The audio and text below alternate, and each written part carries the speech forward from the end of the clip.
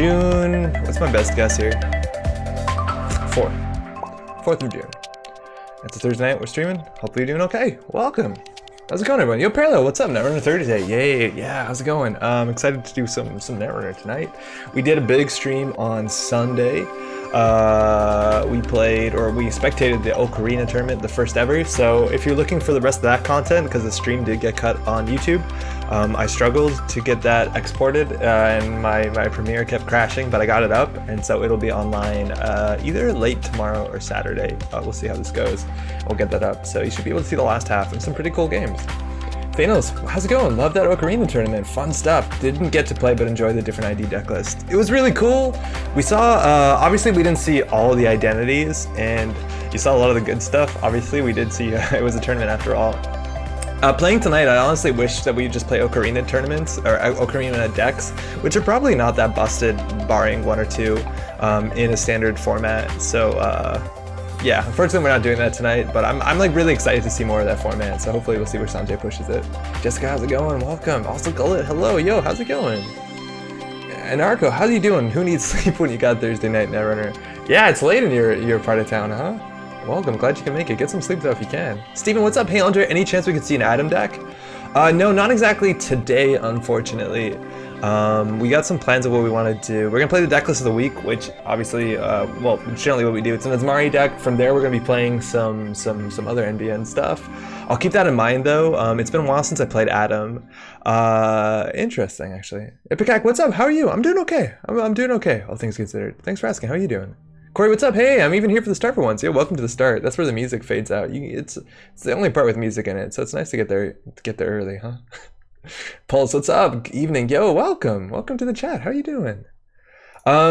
So yeah, the Ocarina tournament will be online really soon. Another thing is we have another game night kit. This is the 5th online game night kit, and it's basically the same idea as before. If you want to jump into the Montreal Discord at around 6:45 on this Tuesday, that's Eastern Standard Time, we'll be playing 3 rounds. Now, I'm really excited, and I know last week we watched through the tapes of the last GNK, and I didn't have the best time, I don't think, but let me tell you, we're making one big modification to this tournament. Currents are banned, which is huge. I think I was very clear when I was expressing how I choose my deck lists. One of the things I want to make sure to do is not play somebody who just absolutely gets hosed by, you know, like scarcity resources and then doesn't get good footage to show. So we're not going to be playing with any currents on Thursday or on Tuesday. I don't know if I said Thursday before. It's on Tuesday. It's this Tuesday. What is it? 4, 5, 6, 7, 8, 9, I guess. I might be wrong. Let's just look at a calendar. But we're playing with no currents, so I'm excited to see what that format looks like. It is the 9th. You didn't tell me? Oh!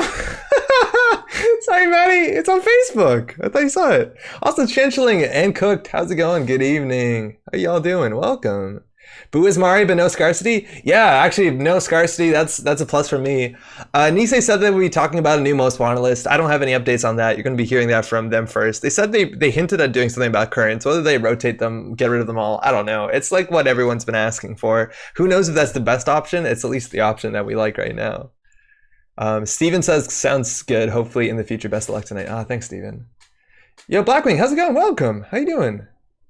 Very, very soon on MWL. Oh, cool. Well, that's 2 varies. That's pretty good. Awesome. Hey, fam, been a minute. Yeah, Giles, how's it going? How you doing? Welcome. Dana says there's an update about regionals though, and Nisei. Oh, that's worth saying actually. Yeah, Nisei did do an update about regionals. The short of it is that the regional season of 2020 has been canceled. They said they're still going to do something with the prize support, so the prize support isn't going to go to waste. They said the nationals are still ongoing. So nationals, they said, would be online if I'm not mistaken. There's 3 different nationals now you can join into: Asian, Australian, American, and European, which is cool. I don't think this ever classically existed. So shout out to Nisei for running more organized play. And you can join into any of these. I don't think they're actually like physically region locked, so you can drop into all of them. I don't know, I need to reread this. Maybe someone in chat can tell me, but if you want like really high competitive Netrunner, this should be it. Regional season is canceled. Worlds this year is ideally in October if I'm not mistaken, and it's meant to be taking place just 6 hours away in Toronto, which is something I'm really excited about. Nisei hasn't updated on that. Again, nothing I'm saying is actual news, it's just speculation. Wait for them to say anything about that, but they haven't updated on that. I I kind of would be surprised if it was still happening, but nobody knows what the world's going to look like or what social distancing or best policies are going to look like in September or October or what have you. Obviously, that'd be a bummer, but I think safety over everything, of course. You get 1 Nats, I think. Oh, Brick, what's up? Also, yo, good stuff in the tournament. Okay, 1 Nats you can join into. Interesting. Clickots, how's it going as well? Where are all those hints from? I live under a rock. Oh yeah, it was actually in I think it was in this article specifically. Yeah, we realized that the current situation has made players implement for shakeup in the meta. That's basically like all the speculation everyone's going off of is on one word in italics, but like they did that on purpose, obviously, unless it was a horrible editing issue. I thought we had to sign up for 1, but I might be wrong. Okay, so I think everyone's right there. I probably shouldn't be talking about an article without fully reading it, so that's good. So if currents are banned, will they errata New Angel's Soul to be somewhat functional or just leave it for Eternal style? I probably just get rid of it. Maybe you can errata it. We haven't seen functional errata on cards. Like that just doesn't really happen that often. Maybe you can say that, I think you'd have to retune it, but maybe New Angel's Soul can work with lockdowns. I don't know. Maybe you can change Newshound to work with lockdowns. It's probably just not worth it. Like at the end of the day, having another NBN 4515 identity that just... I would rather remove currents in the game than keep New Angel's Soul around. If you know, that's me. Maybe you can give it 22 influence. I don't know. It's a shame. Newsound is a really good piece of ice. Also, like the fact that Newsound doesn't exist. Not that we don't see it. We don't really see it that commonly. It's kind of a big deal for MK Ultra. But otherwise, yeah, whatever. Poor Newshound, that is. Yeah, I think they just leave it. One of the previous Nisei postings had a passage exactly along the lines of update on MWL soon. We know everyone's happy with the current situation. Hey, Crew, how's it going? Cool. I think RC made a comment on Facebook that all but confirmed they're banning currents. Get out. I can't remember the wording, but based off her wording, it sounds like they're doing away with currents. Awesome. Yo, Parallel, how's it going? Had to step away. What's up? Oh, I was just talking a bit about the news. Basically, we have a GMK here in Montreal on Tuesday if you all want to join online. And no currents. Currents are banned in that format, so I'm looking forward to that, obviously. And no, regionals have just been canceled. Baza, what's up? Happy Thursday. Happy Thursday. New Angel's Soul being 0 points but blank in the Iberian Lockdown tournament is very funny. Oh, it's an option? And it's a low option. There's better 0-pointers, right? Yoroko stream is so good. Hey, glad you liked it. We had a lot of fun. Again, the rest of that stream will be uploaded soon. Really soon. We also have some really cool content in the pipeline right now. It's a bit too soon to talk about specifically. I guess the hint that we can do on our channel, we uploaded... I just changed the thumbnail of the last video because I'm trying to do better thumbnails on the videos because what it's pulling isn't that good. But this thumbnail here, you see that there's card art. This is actually card art that was generated by Mnemic's thing. I don't know if you saw this. This is posted Mnemic on the Netrunner Reddit. Basically, this person made a really cool... I should search Netrunner, way to generate cards that look really good, really convincing. And they uploaded like a Photoshop thing, and they also uploaded basically a scripting tool that will let you generate cards. So I used those. I used the Photoshop templates because it was a bit harder because I had to do some work here, but we're going to be doing something cool with this relatively soon. I'll give you more information soon, but we have some cool works, stuff in the work. So we have like a really nice piece of content going on. It's cool art. What is? New font? Yeah, that font. Sanjay, I'm like, yo, Sanjay, I gotta make a thumbnail. Do you have any like, do you have any branding for Ocarina? And he's like, no, not really. I should maybe. I'm like, I'll just pick a font. It's by no means official. I just wanted to get a nice modern font. Oh, I zoomed in on YouTube, and now the comments, the everything else is zoomed in. Oh, and now it's pinwheeling. So maybe I broke YouTube. We'll find out. Pulse, what's up? Are you playing the World's 2015 rerun on Saturday? No, I'm not. I'm not actually. I saw only a bit of that. What's the short of the long on there? I don't actually know entirely what that's about.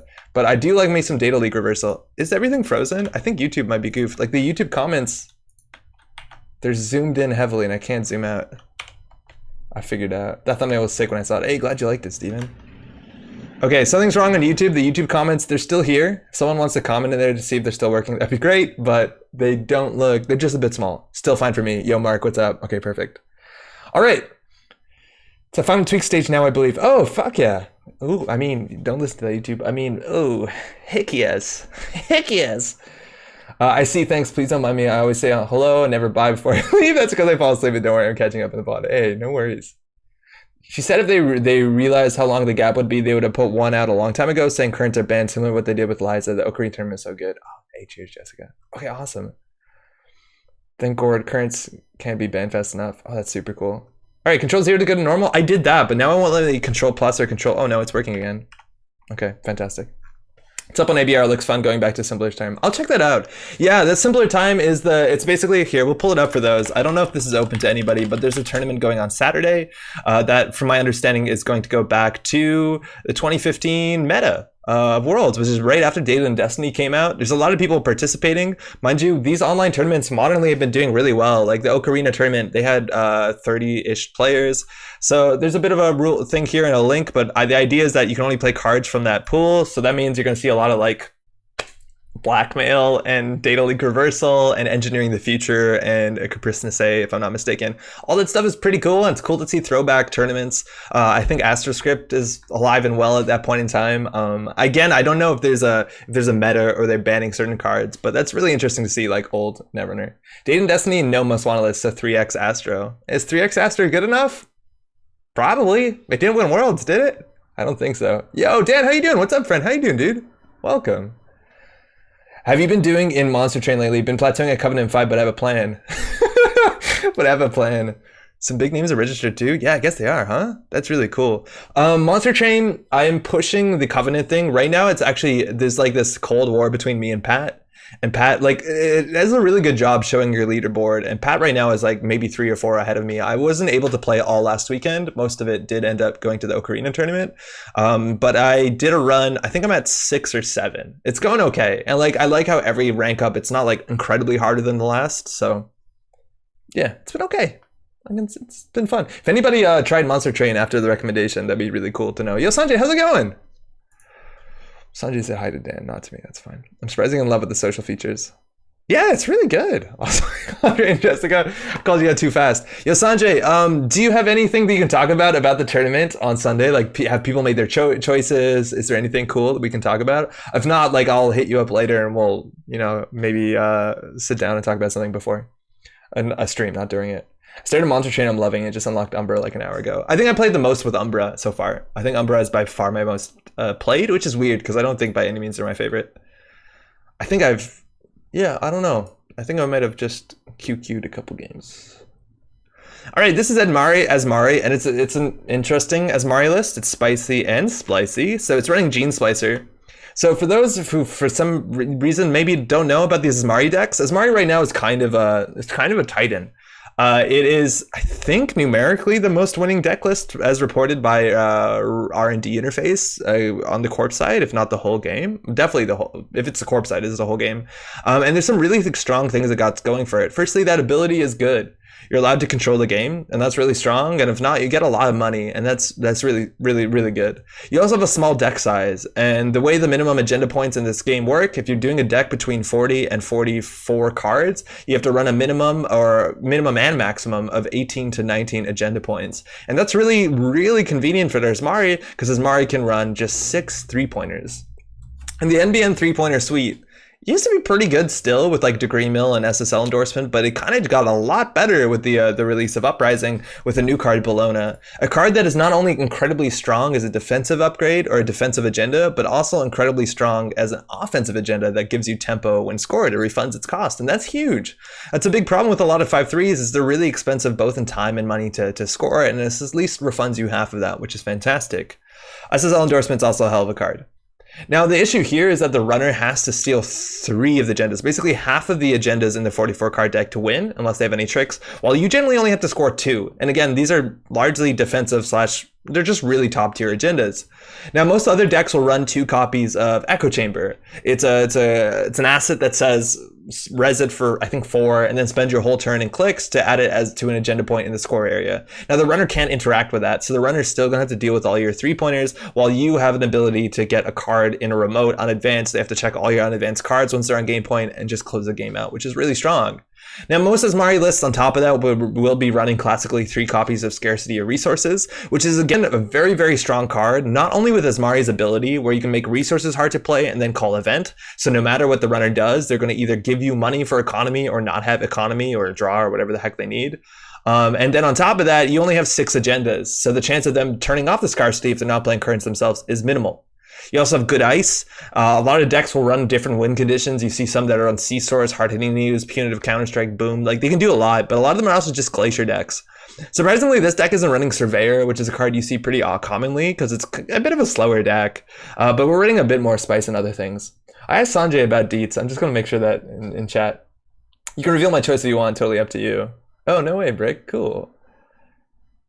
Brick's choice is spicy fun. Unfortunately, I haven't got over the survey. I've gotten much. It's my last week of school, but I'm ignoring other stuff to do grading and emails. Importantly, just sitting around feeling stressed. That should get better pretty soon. Oh, yo, good luck with the rest of it. It's just 1 week left? Heck yeah.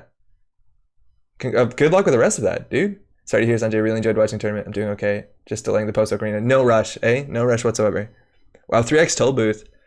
Yeah, there's some weird cards in here. Ditto Koket's a statement. Yeah, yo, hopefully, Sanjay, that's going well. Get your time in to do whatever you need to do. This does has a weird ice suite. There's some weird exceptions to this, like some differences here, right? Like, we're running Gene Splicer, but on its own, we're not running any other support to go for that kill. But at the end of the day, like, it's still a fine card. A lot of people won't run an excess of too many cards in hand. It's not like something you go out of the way to do, like against Jinteki. So this could, in theory, kill. Like, could land lethal. Otherwise, it's just kind of annoying. And at the end of the day, they just trash it. But it's still good. It's still pretty good.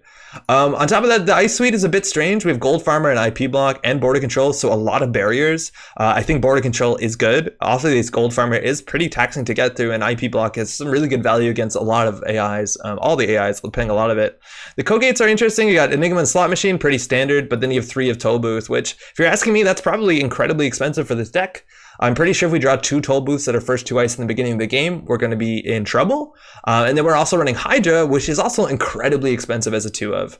Now, we don't have the influence in this list for Surveyor. We put our influence somewhere else with Chrysium Grids and Gene Splicers and stuff like that. But if we can res Hydra on face check for 5 credits with the 5 refund, that's fine. But we have to end up paying 10 for this. It's a bit of an issue. This ice is also kind of good against Boomerang. No, not particularly. We also have F2P, a card I've never really played. And I'm probably not excited, but I'm excited to see what it does. I don't think it's amazing compared to other things you can play in the slot, like Data Raven, if you really needed to. Top of that, we have no tricks besides Hedge Fund and IPO. So we're basically, if they know we're an honest deck, that buys them a lot of space if they don't see any counter cards or any sort of attack cards, like C-Source and stuff like that. We have a daily quest, which should be our economy. Maybe all we need to do is get a daily quest behind a board by a slot machine. Sorry, wow, I meant to say toll booth. Again, Boomerang. There's ways to get through this. We also have Chrysium Grid as a 2 of, which is interesting. This means you're very good against Apocalypse and a lot of the HQ pressure from criminals, but on its own it's okay. And we're also running another grid. And this is interesting. This card, the value of this card is very meta dependent, and I feel like it's probably not that risky of a play. I feel like all factions probably have something that interacts with this. I think Anarch, I'm struggling to figure out what it would be. But Criminal is running, like, every Criminal deck runs at least 2 Boomerangs, and this is really good for that. It also stops Shapers from using self-modifying code, Simul Chip. Those things you can, if you know what the ice is, you can preempt and do it before you run, but it gets some value. Again, whether this is the ultimate Azmari list, I don't think that was the point. It's at least an interesting Azmari list, so I'm interested to try it out. Palangi, yeah, Palangi, that's a good point. Surfer's also a pretty good point, too. Devil Charm, yeah, that's cool. Devil Charm will work. Yeah, that's cool. Got the new ID nominations from CTZ and Brick, and they're both rule. Oh, yeah, heck yeah. Just want to see Navi stuff Boomerang. Yeah, if Navi stuffs Boomerang, we'll be really, really excited. I'm like, if like that actually, that interaction happens, it's like when you put a guard in your deck and someone inside jobs it, it's like, it's worth any amount of losses or wins you went through that deck. It's probably better than any of those, in fact. Anarchy of Surfer, but I use it in Shapers. There's actually a pretty cool Surfer list that is on Netrunner DB that I want to check out. It's like a Bagat Quetzal deck. Man, I don't like Surfer, but at least that deals with it. So we're spicy as right. Corp deck. Everything we do apparently is spicy here.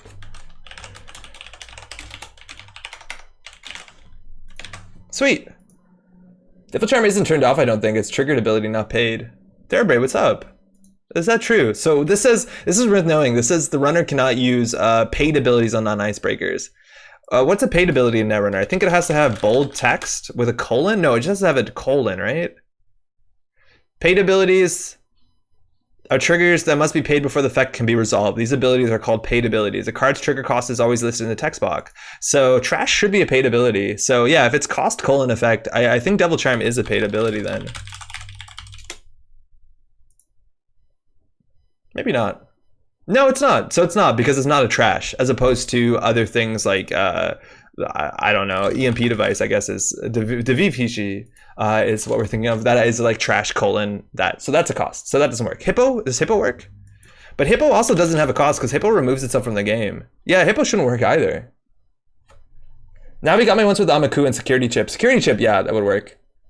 Apathy, what's up? I used to play guard way too much when I was starting out. That's the thing though, like when you're starting out, you're playing against like core set criminal if you're starting in core set, and like bypass seems really strong. And then they realize, oh, they can't femme fatale this guard, and then they pay 1 to break it. Like that's something that happens in core set games. Manico's sleeping back there. We're gonna be quiet so we don't wake her up. Let's go. Data sucker is a cost. Should be affected. Data sucker is a cost? Because data sucker says hosted virus counter, colon, I'm imagining, if that's the case.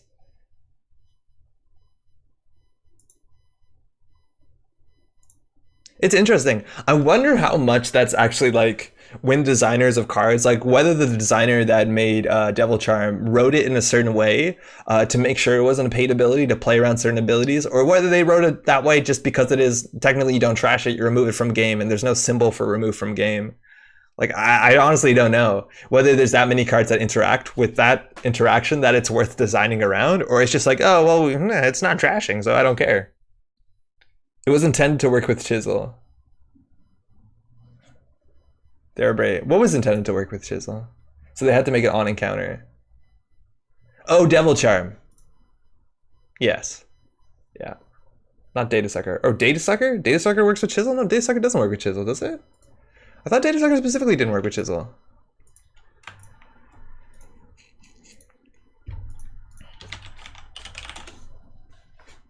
Yeah, Devil Charm. Yeah, no Devil Charm and Chisel. Yeah, that makes sense. Yeah, Data Sucker Chisel does not work. That is a paid ability because it's text or symbol colon. Conditionals are for non-paid windows for design purposes. But there's actually, oh yeah, I guess there's windows because there's only paid ability windows that you can use paid abilities. Okay, that actually answers that question very convincingly. Yeah, that's cool. Buffer Drive has an RFG paid ability? No, really? Devil Charm also works with Prey. The thing with Prey is it has to work for the full encounter, right? Or for the full run? Yeah, what's the text on Buffer Drive? Buffer Drive is removed from game trash? Oh, you're right. Check that out. Okay, so they don't have a symbol for it, but it doesn't matter. You can just write all the words out. Oh, that's really cool. So Prey, I think it's when you pass the thing, so it matters the strength. If you lower the strength of the Data Sucker, I don't think it stays. When you pass a piece of ice, you may trash. So if you use Devil Charm, is that for the whole run? Yeah, so that's why you can Devil Charm Prey. But if you did Data Sucker lowers the strength, I believe, only for the encounter. So as soon as you pass the ice, the strength resets. Yeah, so you can't Data Sucker Prey. What did Bishop do? Is it Bishop or is it Rook I'm thinking of? Bishop can be hosted on a piece of ice. Host ice, yeah, so that should work. Bishop Prey should work. Null. I think negative number counts as 0. I think so, yeah. I don't think you can have negative strength, can you? I don't think you can. Null too? Null is for the whole run? That's a really big deal. Yeah, okay, that's obviously a better ability. Pray you gotta trash equal to the strength, so if the strength is negative, I don't know if you can do that. I don't know if you can have negative strength in Netrunner. I feel like I've seen that on JNet though. Negative strength is a thing? Really?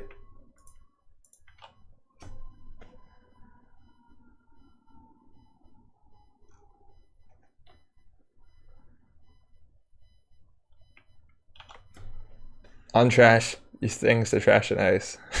Install 3 cars, destroy an ice. Now I gotta find proof. I wouldn't be entirely surprised, but that actually does matter. You can't make a negative strength breaker as a balance, right? Excuse me. We don't have an opponent, we have a spectator. I heard that sound. I was excited.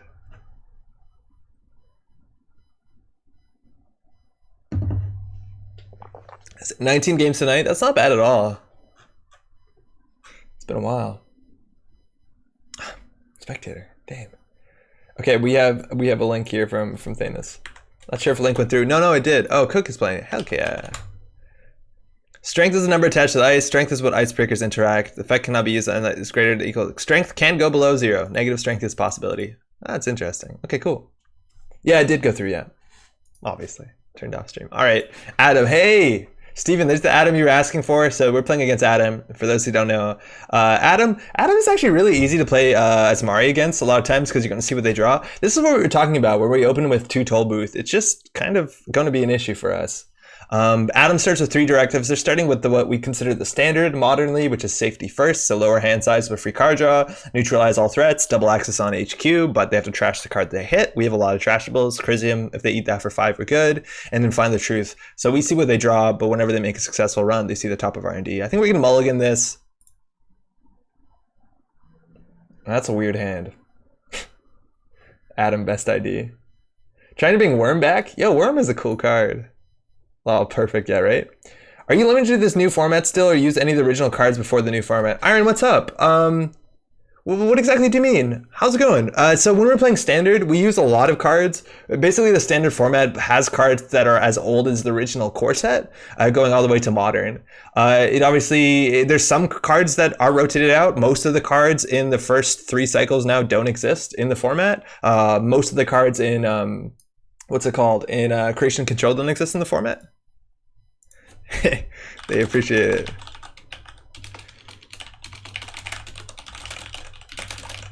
All right, so if they run HQ, they're gonna end up trashing a lot of stuff, but our opening hand is like so garbage.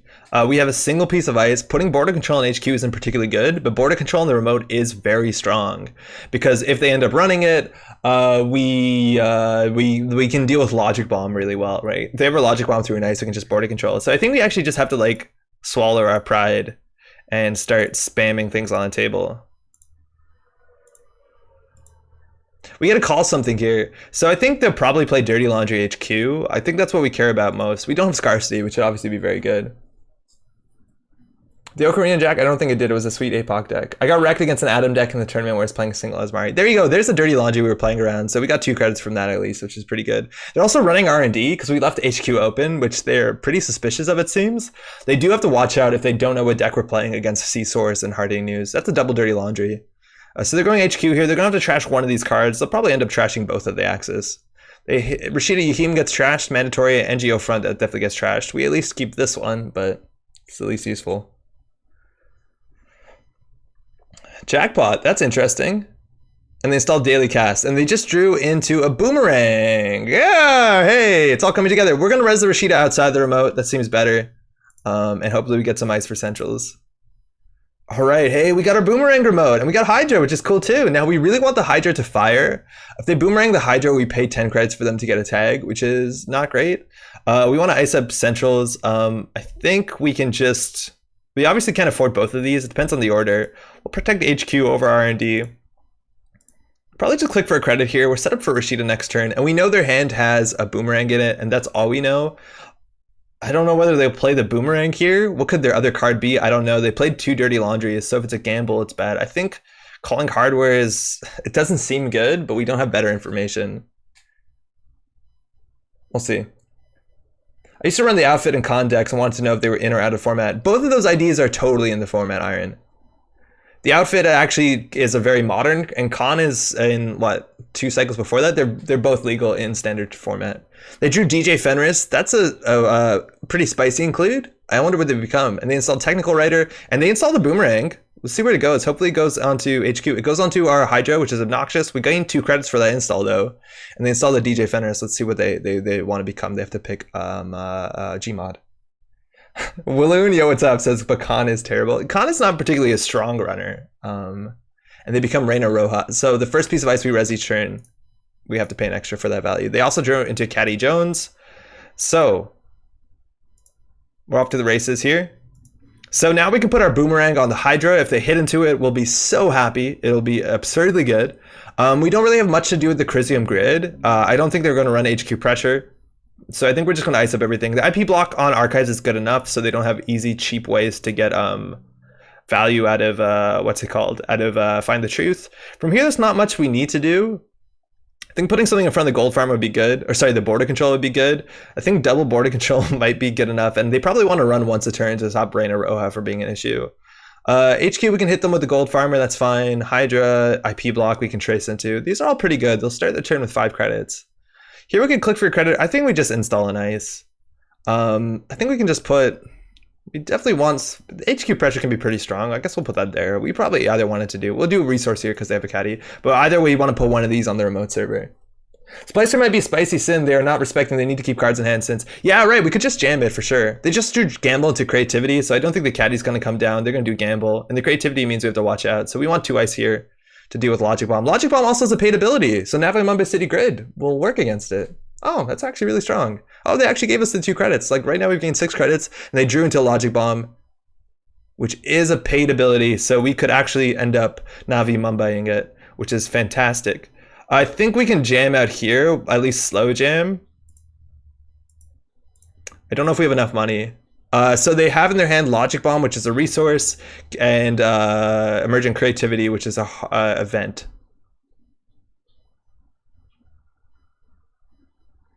I think we'll call the resource. Logic Bomb's better against this remote. Yeah, Splicer is actually okay when they're running with 2 to 3 cards in hand. So they played the Emergent Creativity for a double. They can throw out no cards from hand, so they're going to be playing full price here for their Angolo or whatever this is. We don't know what restricted card they are. If they're on Film Critic, it's definitely pretty good. Emergent Creativity, they pay 2 credits and half the turn to install a card from their Hardware Grip. It's a trope. That's 3 influence. I did not expect a trope. Why a trope? Find a troop, just draw a brain chip. They installed brain chip. We did not get our 2 credits. So their hand is Emergent Creativity and Logic Bomb.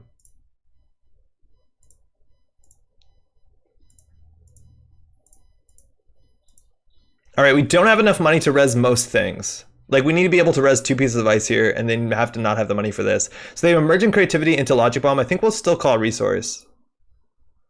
Yo, Antoine, how's it going? Slow jams, R&B smooth music, or an SSL with no advancements. Both are fun. Caddy finally getting their first click. Logic Bomb coming down, we gain 2. They might want to pressure the remote server. 2 credits has been huge. Like we've got 8 credits on our ability so far, and we've controlled the game. The fact that we know exactly their hand obviously is huge. Let me shrink my head so you can see the server. I don't think we're gonna get a second server.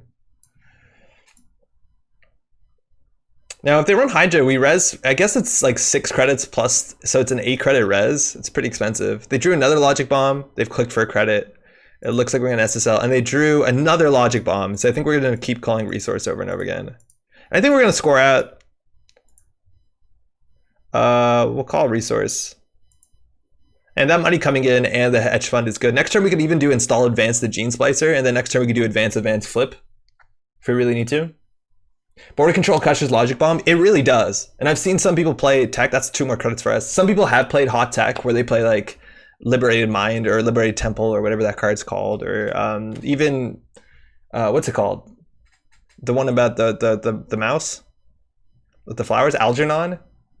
It's a mouse, right?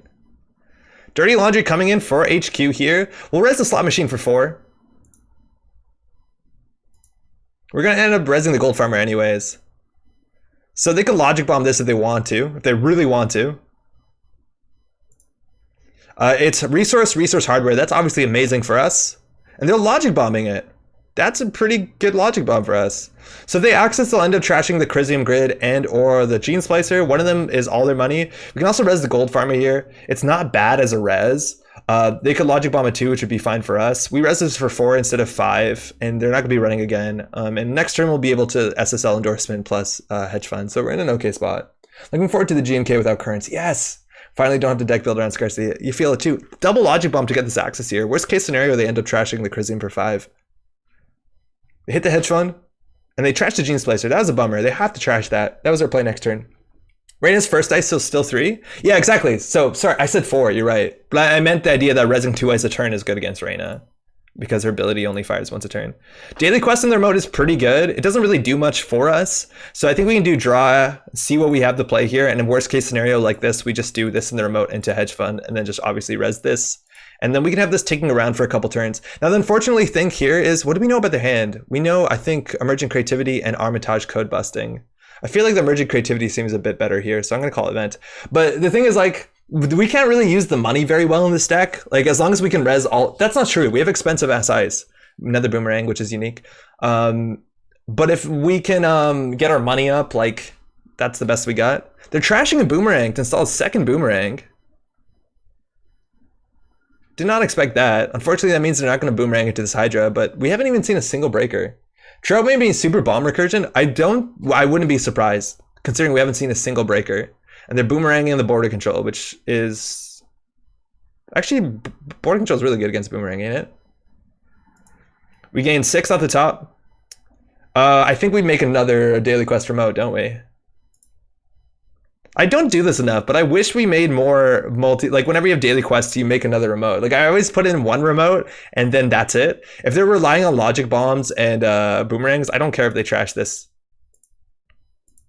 I don't think we put a Hydra on it. I think we put a slot machine, but I think we won't put a slot machine on R&D. No, we have to ice this up now. We've committed to it. Do we Hydra this? No, they logic bomb it. If they logic bomb this, it's fine. And this is not unique, but I love this when you make a second remote. It's not as taxing, but then it's just good stuff. We know in their hand they have a Caddy Jones and an Armitage, and oh, they played the Armitage. We got 2 credits, so it's event. Oh, we didn't. I think we called event. So we'll see. I don't think we Hydra here. That's what a coward would say. Well, it's not good once they have a logic bomb up. I don't want to res 10 credits to protect our daily quest. We'll put the Hydra here on R&D. We'll do double Hydra R&D, if not on the remote. And once we draw an agenda, we'll jam it. Like, they're going to struggle to steal Bologna if they're not on Film Critic. 5 credits is a lot. Oh, well, I guess they'll logic bomb this and end their turn, but we can make sure that they can logic bomb with Nave Mamba City Grid. Oh, the combo actually happened. So they can't logic bomb this, right? They die. Oh no, the net damage is first. So they can't use paid abilities on non-icebreakers, which means they can't logic bomb. So this is going to fire. Then they're going to have to trash the Nave Mumbai, depending on the order. So we're going to get our money back. They're going to be tagged. Fire Unbroken. What does this do, actually? Gain a tag, 5 creds, end the run. Okay, good stuff. Good stuff. Pretty good. Yeah, Rob, what's up? If you're making a second DQ server, you're so far ahead, you should be drawing, right? Also, hello. Yeah, I think you're right. We should be drawing at this point.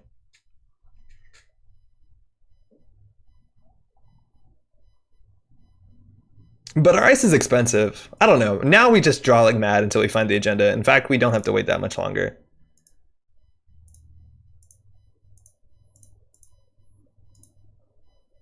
What did they draw? I didn't pay enough attention. They drew daily casts. And I think the only way they can test this remote is logic bomb. So I'm going to call resource, even though 2 are in their archives. Well, we'll just call resource. Well, Mao, Azmari provides always. Double DQ server seems height of greed. Rash, how's it going? It's good though. Like they're not contesting this, and it's because of the way that there's emergent creativity. Oh, that was in their hand forever. We should have definitely called event. I wonder what they're playing here. Like Fem for 9. Oh, nanotech. So they do have legitimate breakers. That's a surprise. What's the math? Okay, here they're gonna run into a gold farmer, which if they pay 6 through this, they won't be able to steal the Bologna, so we're good. We pay 4 to res. But again, they're just not contesting this DQ. Yeah, they sailed emergent Thanos, you're totally right. Oh, they logic bombed that, okay.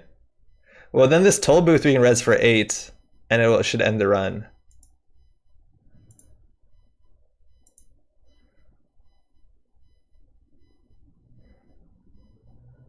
That's why our money goes really quickly, right? Rain attacks, everything else. And I wonder if this at jackpot's ever gonna fire. So that's the 3rd logic bomb. I totally forgot they had that. If we score this out, we get our money back. Again, a really good agenda suite. And from here, we're more likely to score out a 5th agenda than we are to find our last Gene Spicer. I think we have 1 preemptive action.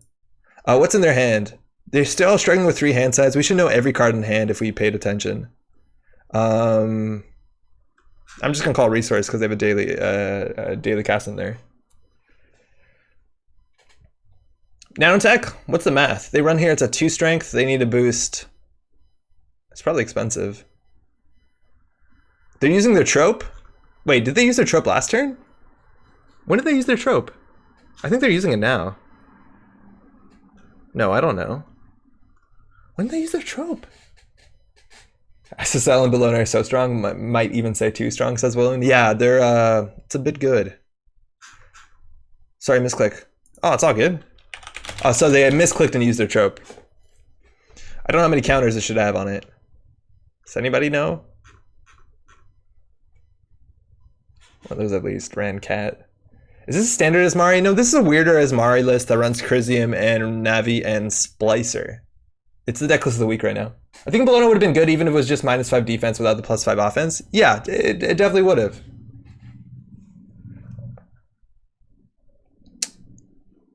All right, so they are actually just doing the trope manually. So it's, again, yeah, like no one's surprised here. Triple Logic Bomb Emergency, Sir Gamble Emergency, but Logic Bomb against border control is such a struggle. They have to remove this from game and trash it. Oh, it's another remove from game. Oh, well, what are we talking about? There's a lot of remove from games. Do you think Bologna should have been one or the other, not both?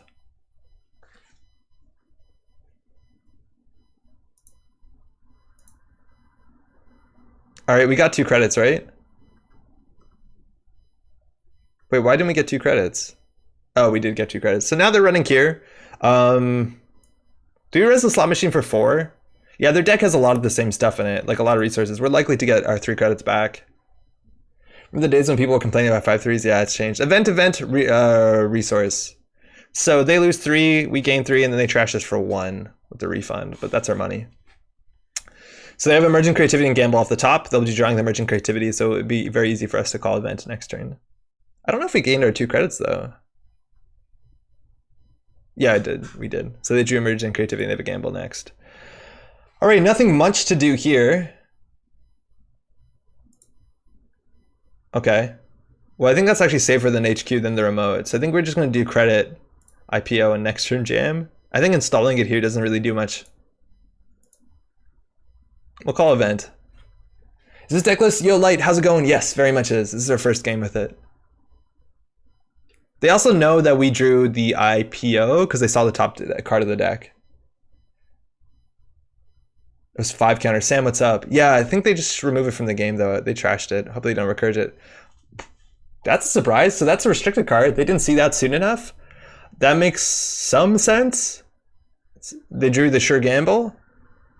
So they have Sure Gamble and Emergent Creativity in hand, but they need to access with 5 credits and get through a toll booth twice. That's a pretty tall order. I feel like border control just against Boomerang, Logic Bomb, it's never gonna really work out. They always pull out a Fractor here, but they still have to run this remote twice, and they also need to figure out a way to get through toll booth twice, which is at least 6 credits if they don't have hunting grounds. So this is gonna be rough. Man, when you end the game with this jackpot you installed turn 1 and got no value from it, that's pretty rough. I'm also not expecting, considering they set up this much, that we have to worry about Apocalypse or anything. It's really hard for them to be on like quest completed when they're on Boomerangs and Logic Bombs. That doesn't make any sense. So I think we're okay. Maybe there's a reason older agendas tended not to be both defensive and offensive. Yeah, there's very few that have. Is Bologna the first? Must be a Boomerang Recursion for sure now there's Tech Trader and Tech against it. Yeah, that makes a lot of sense that they're playing Tech Trader, right? Like Boomerang Recursion, Trope is not a trash, unfortunately. But yeah, Logic Bomb is a trash that Tech Trader should work off of. I wonder if they're also on Gabali and Kangamato. We just haven't seen it yet. Sure Gamble gives us 2. Emergent Creativity installs their breaker, so it looks like we've won the game because we do have a border control here. Boomerang. SDS? Oh yeah, SDS, you're right. SDS is defensive and offensive. It's a Black Orchestra. They can't run through this. They have no way. Black Orchestra, not a particularly good breaker for 2 influence. I guess it's cool with Emergent Creativity, right? Because you can throw it out into the bin. But not a very good Koge breaker. This, out of all the heat breakers, I think this is the worst one. That might actually not be true. Mikhail Trez is amazing. Isn't both SDS and Bologna from Nisei though? Yes, they both are. Hey, Alans, how's it going? Nope, can't get in. Yeah, there's no chance. Caddy, draw Boomerang. All right, so their strat did not come together. We'll score the Bologna for free. Hey, good game. So it looks like they're all in on the recursion, which is just, it's very hard to do against, again, border control here. And let alone, man, if we put Navi, this is one of the matches where if we put Navi and Mumbai City Grid on server 1, it's so hard for them to get in, right? Like they can't logic bomb, they can't boomerang. Absolute nightmare. Absolute nightmare. I do like SDS, Thanos is saying, being both defensive and offensive. Defense is good as the other defensive agendas with the runner picking, yes. Yeah, because the runner chooses.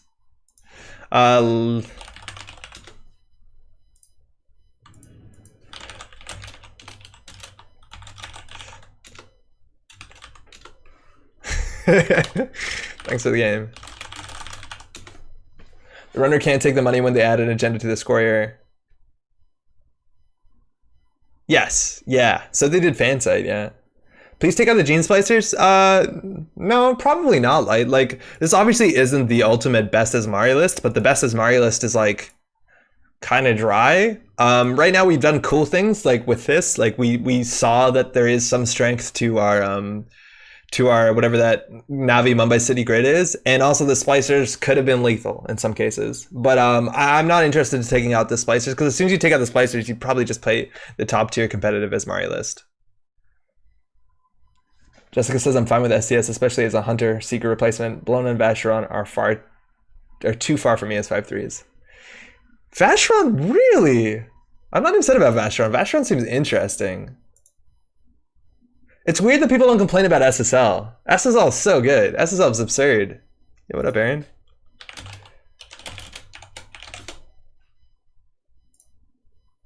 All right, Hoshiko. So this is probably just good stuff against good stuff. Hoshiko, 46 cards. Could be Apocalypse, could just be good stuff.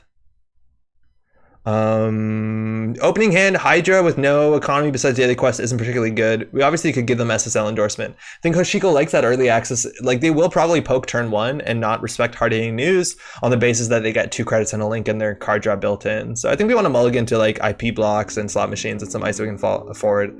I do know you're tryharding. Oh no.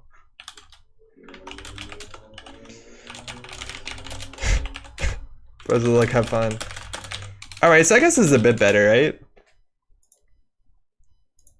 All right, here we go. Wonder if data loop gene splicer is any good? I feel like if you're doing that much work, right? Like data loop gene splicer is good, probably better in Jinteki deck. But if you're doing that, like you might as well just play punitive, right?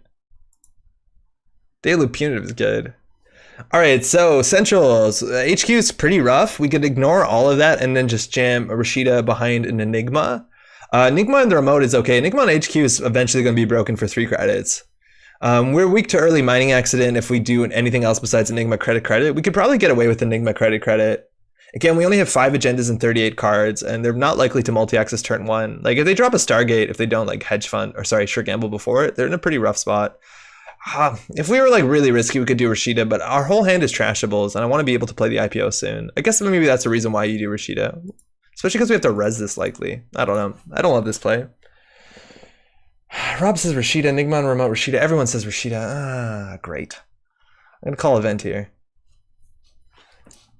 Azmari just seems strong, not problematic. Mathematically, it's proven to be, or like not mathematically, but like the numbers have proven it to be the best, which is might be an issue. Let's 5/3s are taken serious. A 40 card ID with one of the best abilities in the game will be an issue for a long time. All right, so they didn't run, and they're down to 3 credits next turn. So Rashida might have been good, but we can Rashida gold farm it, which is fine. We can do install. Can't do much else on top of that. And this deck probably runs boomerangs.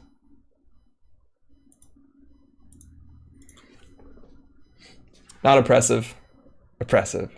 Azmari without scarcity and blown is just good. Yeah, I think Azmari without any of that stuff is pretty good still.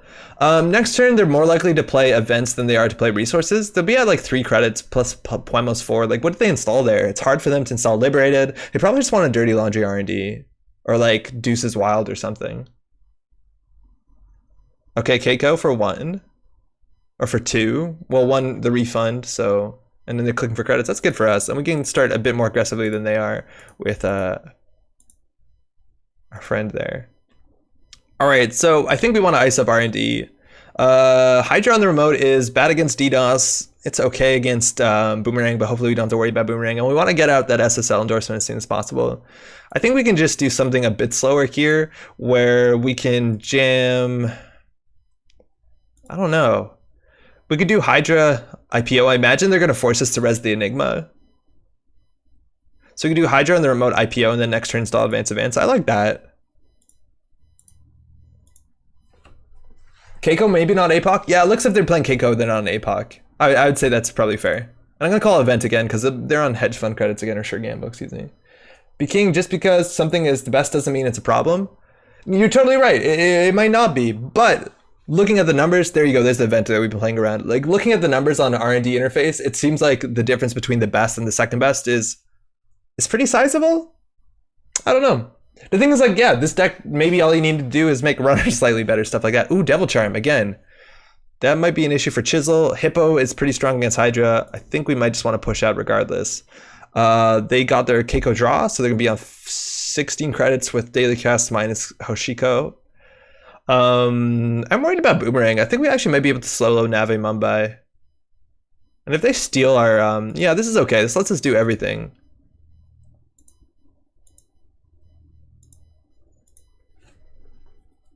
Morning. Murskafin, how's it going? Stream at 4 a.m. as usual. Good morning. How's the new day?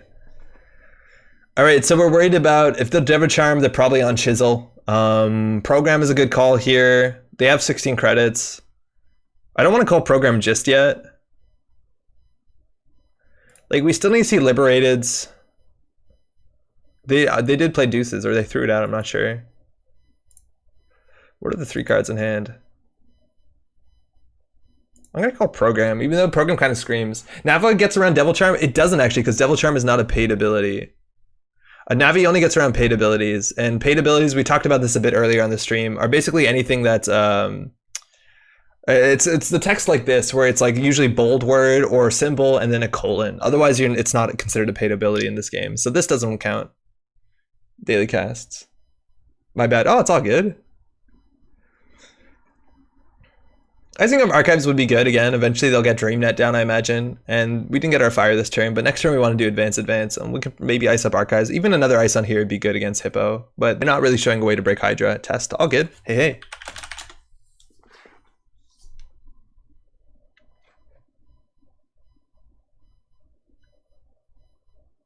Interesting.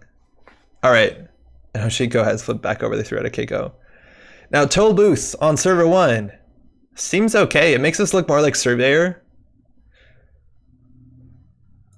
Probably good enough. We need to watch out for going all into here and then they close the game out with a Stargate. And even if we can't res the Toll Booth, it's just protection. I'm going to call Program here. They need a Program to win the game. It's protection so that our Hippo, Hydra does not get eaten by the Hippo. Hydra is also really good at 6 strength. No, that's not good enough actually because of Chisel. We want 7 strength. Did they drop any breakers? No, nothing yet. Nothing. 3 events, Keiko, and the cast that just finished. And they're on 20 credits, which means they're respecting, C-Source hard-hitting news, all that other punishment that Azmari decks could easily be running. And again, like we have all the cards in hand we need to close the game off. We score this 5-3. We get money. I've had worse. We called Program, right? Gamble, 24 credits. 3rd and final daily cast. They're doing nothing. Throwing in a Black Orchestra, though. Maybe we should just triple advance this for value. And that's 9 more credits for us. I think we just keep calling Program. I don't know. Looks like APOC? I don't know. Double Keiko. Keiko doesn't make any sense in an APOC deck. Turning Wheel doesn't make any sense in an APOC deck. I don't think it's APOC.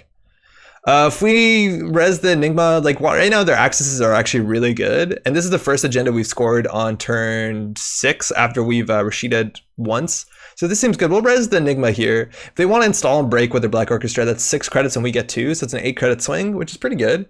They could always end the run and lose a click and just get turning wheel counters. And they could even always run back last click. But it looks like we're going to get our 2 credits with Azmari. You can ask them to tell you what they draw last game to get you 2 credits. All right, single axis. They hit the Splicer. That's trash for 1. There's no doubt they trashed that, right? I wonder if that changes. Does that make it look like a very punitive deck? Now if we install events, Bologna, I guess no, it's not the Splicer. The Splicer's in Archives.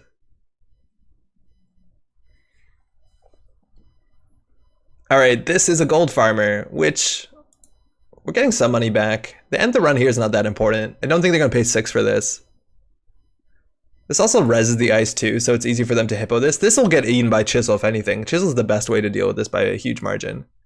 Hoshiko's online. Gain 3 from SSL, thank you. So our ice is really expensive. Here, if we res the Hydra, it's pretty good. This will be 5 to 8. I think we can just patch the Bologna. If they steal it, well, it's not actually that good for us. And if they boomerang something, we might be able to get them. All right, I think we just keep calling program. And we also can bounce off the gold farmer over and over again for turning wheel, but luckily we have everything we need in hand to close the game out if we can't do that. This card's also awkward because you can't never advance it, right? Like you have to do single advance it, which is super weird. Aaron uses the pronouns, by the way. Oh, did I say he? Ah, fuck. Excuse me. Thank you for correcting the pronouns. Is actually really good. Oh, it's gonna happen. We got Navi into oh, that's rude. That's so rude. Paperclip coming down for 2. So they can get through everything here if I'm not mistaken. Deuce is wild. Toll booth. They know it's a toll booth. Unfortunately, they boomerang the one thing they can break. So they exactly chiseled the card that they need to, and chisel's not a paid ability window. Hippo's not a paid ability window. Absolute toilet. Oh no. Can we make them spend enough money thinking? We gotta do the math here, right? So if we res the toll booth for 8, we'll be down on, I don't think, oh, our money actually matters. We'll be down on what, 6 credits, which means we can't res both of them, but I don't think we have any intention of resing the Hydra while the Devil Charm stays on the table. Now, if we res this for 8, they have to lose 3 credits, and then they'll break it for what, 6? No, for 3. Wow, they break this for 6 altogether with the loss? Huh. Oh no, it's plus 2 strength, 3, 6, 9. So that's 9. So then they'll be at whatever. We're gonna lose all our money. Hopefully we jam something next. But if they get this, like, it's fine. They pay 5 for it. Come on, just let me. You have to work for it.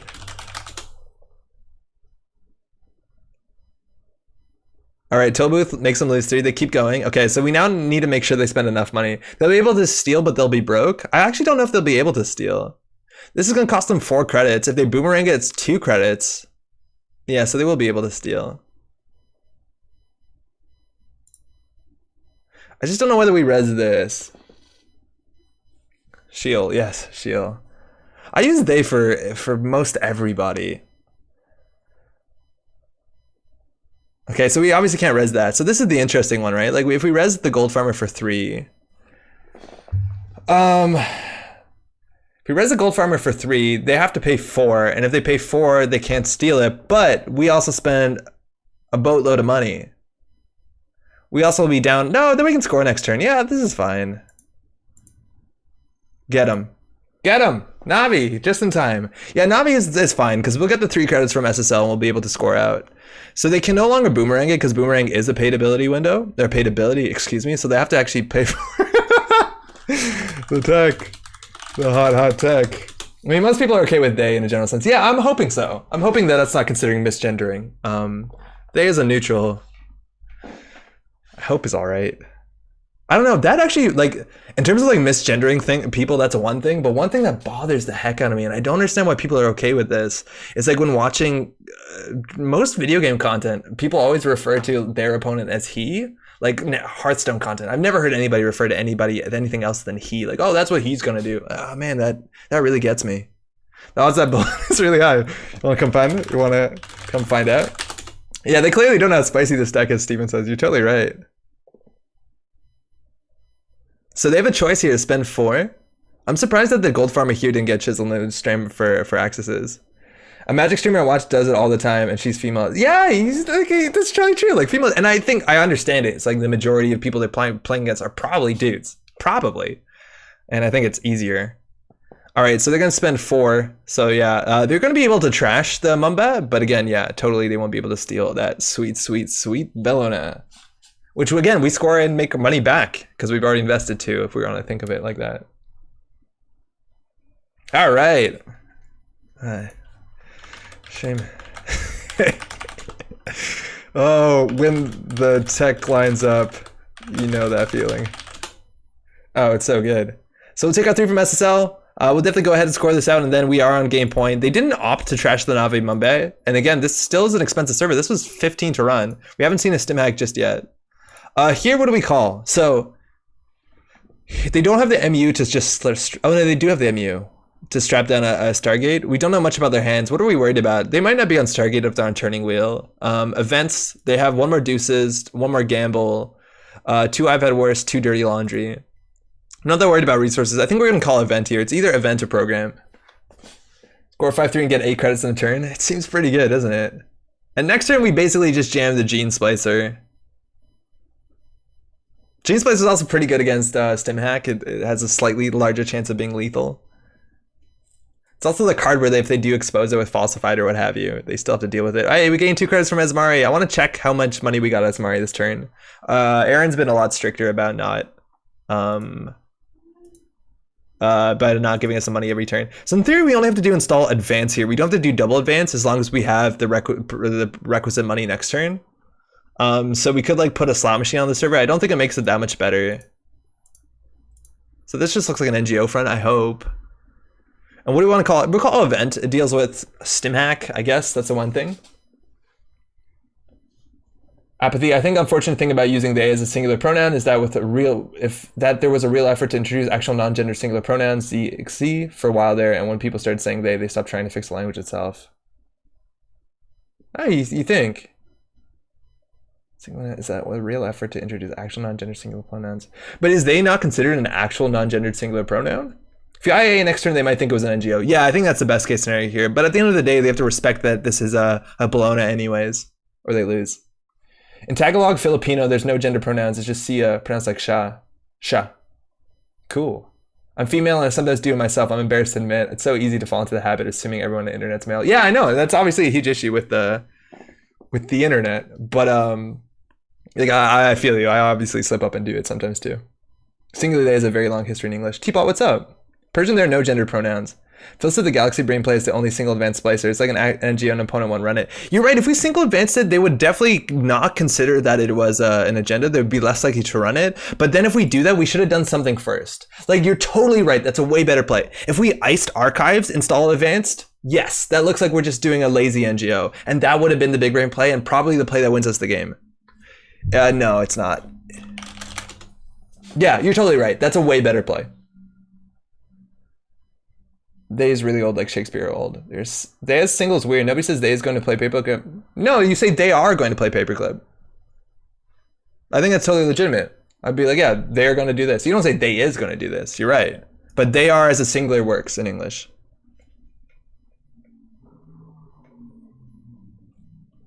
All right, well, they're going to get in. Yeah, it's a thing. If like English as a second language, I've seen more people struggle with that, like the they as a singular, because they does sound like a plural thing, but it's totally legit. I've had a hard time on learning saying, "Hey guys," yeah, I know, me too. That one's rough, but I've heard more people now than ever say that they're like guys to be more of a non-gendered thing, but it's tricky, for sure. Okay, this is Hydra. If we res it, it gets hippoed. It looks like they're gonna get in here. Can verify in Filipino. Nikes, how's it going? My method to replace "hey guys" with "hey friends," but you can't always do that. It's nice though, but you're right. You can't do that to every audience. I use y'all a lot. I use y'all too much. I've got feedback before, but that's like, you probably shouldn't say y'all in a professional setting because it kind of sounds dumb, which I think is stupid. I like y'all a lot. Also, like, a lot of people that I work with speak French, and French has the you plural, so they get away with that pretty easily. Let's see what damage we do here. Worst case, obviously, we hit I've Had Worse. We hit Devil Charm and Ice Carver. Yeah, that's good enough, right? Keep saying bro to my sister. Oh my god. And plural to all y'all. It's all y'all and then yous and all that, right? Comrade's the new hot tech. Carrot, what's up for gender neutral address? Okay, so now we actually have to score out, which is absolutely a bummer, unless we get our preemptive action, which would be sweet. The border control on the remote would have been so good for such a long time here, and I feel like the better thing is Rashida to draw into a win condition than anything else. Again, we are pretty weak against Turning Wheel unless we want to put the border control on centrals, but then I don't know how we're going to win the game. So we'll put that on server 1, we'll get the Rashida up in there, and we'll just put something on R&D just so that that's where the agendas are going to be. We obviously know that, so it's there's less they can do about it. Talking about events, I don't think there's any events we care about anymore. Like 3 Deuces are out, 3 Gambles are out, 3 Dirty Laundries are out. It's either hardware. It's probably hardware, right? What do they play? Hippo? maybe it's resource. We haven't seen a single liberated. We'll call it resource here. I think the only event that they could be on is maybe mining accident stim hack. Do you even keep the Hydra at this point? Yeah, I think so. I think it locks down a chisel. As soon as we trash that, they play another chisel. Oh, DreamNet. That was a reason to ice up archives. At least we got 2 credits for that. Speaking as someone who has a partner with the same name as her, having different pronouns comes in handy. Yeah, I could see that. All right, let's get Rashida off to the races. Okay, so they're on 2 credits. We have a border control on the remote that is not weak to Hippo presently, and I feel like we can just score out of Bologna. Okay. So this isn't exactly a gender thing, but it's absolutely wild, and it's one of the very few languages that do this. We're gonna call it event for StimHack, I guess. In Slovenian, this is like an old thing in Slovenian, and a lot of modern people don't do this anymore. It's actually lost on the younger generation doesn't do this from my understanding. But Slovenian does that sort of thing.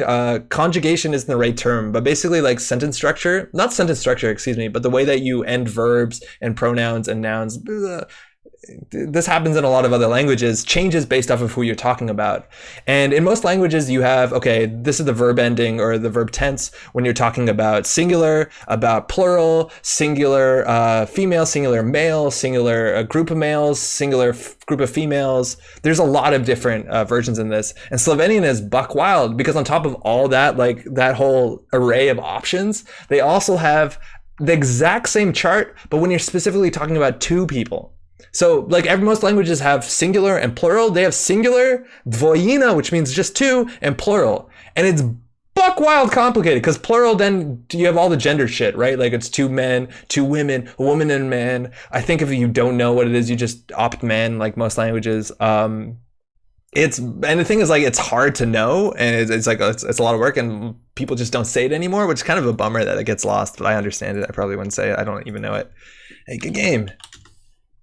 Arabic has dual form too. Oh, it's weirdly useful. I could see it being useful. That's true. Good game, well played. Yeah, this is the deck list. This is the deck list of the week. It has some spice in it. So far, the Navis have been pretty great. I'd say ubiquitous. I spelled that probably terribly. Hey, thanks for the game, eh? The you are second person, not third. Sneaky Bologna. Japanese has a huge variety of words for counting things depending on their shape? No way.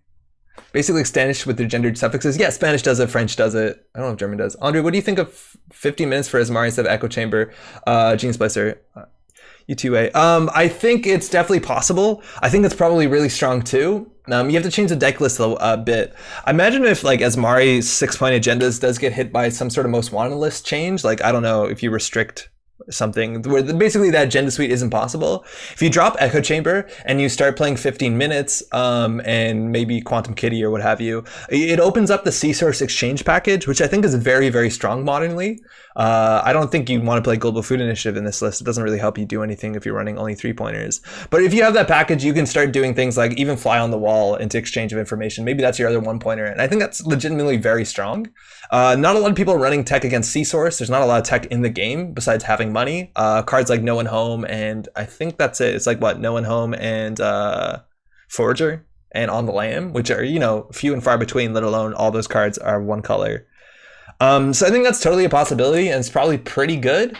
That list gets, and this is not something people play around anymore, which is wild, but all that sort of list where you run 3-pointers and 1-pointers, C-Search Exchange, those used to be like pretty in vogue, and then everybody and their dog was running Turntable. And eventually, not only is Turntable very not popular right now for some reason, and I think a lot of it is because a lot of decks run only 3-pointers where it doesn't matter that much, but it's going to rotate soon enough from our understanding. So that probably just gets even better. So who knows?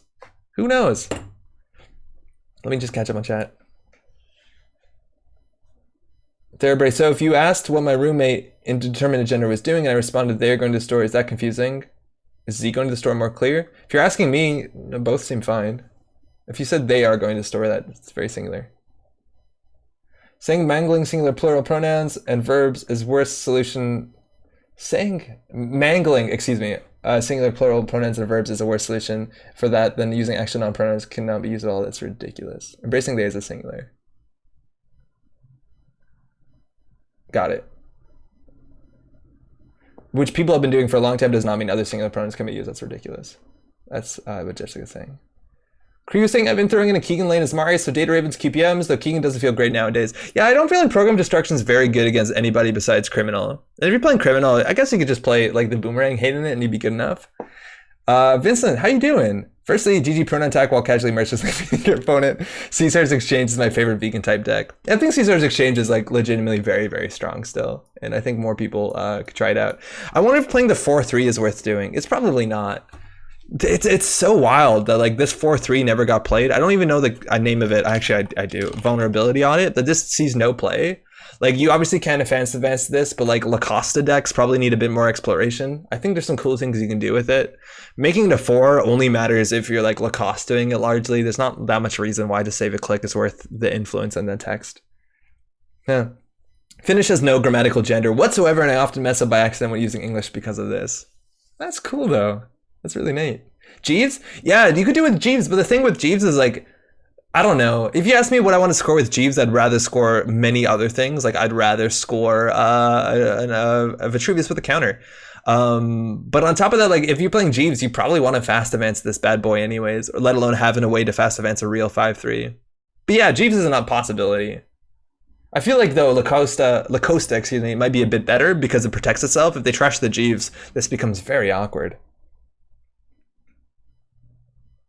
Vulnerable Audit is interesting with lockdowns. Yeah, you agree. That's another really good point. Is this is a lot better card with lockdowns because 5-3 specifically don't get played with lockdowns. But then at the end of that day, the question is, what lockdown do you play? I've never played the NBN lockdown, as good as it does seem. The neutral one isn't particularly stunning with Vulnerability Audit, unfortunately. What else could you play? Speaking of lockdown, we're going to play a lockdown right now because we're going to build a deck. Wait, hold on. Is this how language works because this is how people are using it? Exactly. This is correcting mistake though. That's the exact problem. It's really not. Language always evolves in response to usage, never the other way around. Yeah, I've never been this sort of person who's like really hung up to be like, these are the rules of language. Like if enough people are saying something different, then they're not wrong. Maybe they're going to be wrong for the case of, don't swear for YouTube, in case of like really stuffy, what's it called? Academics. Where people are grading your grammar. I don't know if you need to be formal. Maybe you're in some sort of etiquette club that has really highbrow opinions on what's correct, and anybody who's worse than that is a worse person. Those are not realistic edge cases, are they? But yeah, I don't think it matters. Oracle lockdown. It's just not true. Some people, for example, teachers want to be called Ms. and they don't want personal life brought to work. Wait, what? How did that come up? Have you heard non-binary trans people say that? We developed the word yeet because there's a necessity for a new word. Yeet's a good word though. HP Lockdown is neat. It's one I've played. I think it also blanks Boomerang and Biroids. Yeah, the HP one seems good too. We haven't really seen a compelling HB deck that runs like 3 ice on a remote for that to matter. I don't know. I also feel like a lot of times if you're playing HB and you have 3 ice on a remote server, you can just easily play border control and what's his face? Mason Bellamy and probably have a better deck. I don't know. It's not about rules, but keeping things clear. Comprehensible, inclusive English is already a hard language to learn, and coming up with all these cultural rules that don't follow any comprehensible rules just excludes people and makes it harder. It's not good. I don't know exactly what that's in response of, but the way I see it, like, I don't know. You're right. English is hard as heck to learn. It's probably one of the worst ones. There's a lot of it doesn't make sense. But when it comes to like, these are the words that people want to be called, or like if in my day-to-day life, I would like it if someone said this to me when they refer to me, I don't see why that gives a shit about any of learning English stuff. That just seems, I don't know, kind of like, I don't know. I never got the pronoun argument stuff. If someone comes to you and says like, hey, call me this, and you call them anything else, you kind of are a dickhead there, aren't you?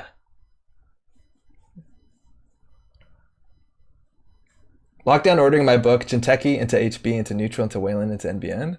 Get out. That's wild. That's a weird listing of things there. The Jinteki one's probably okay. I know Thanos, you do like the Jinteki one a lot better. Especially in English, language comes first, definition comes second.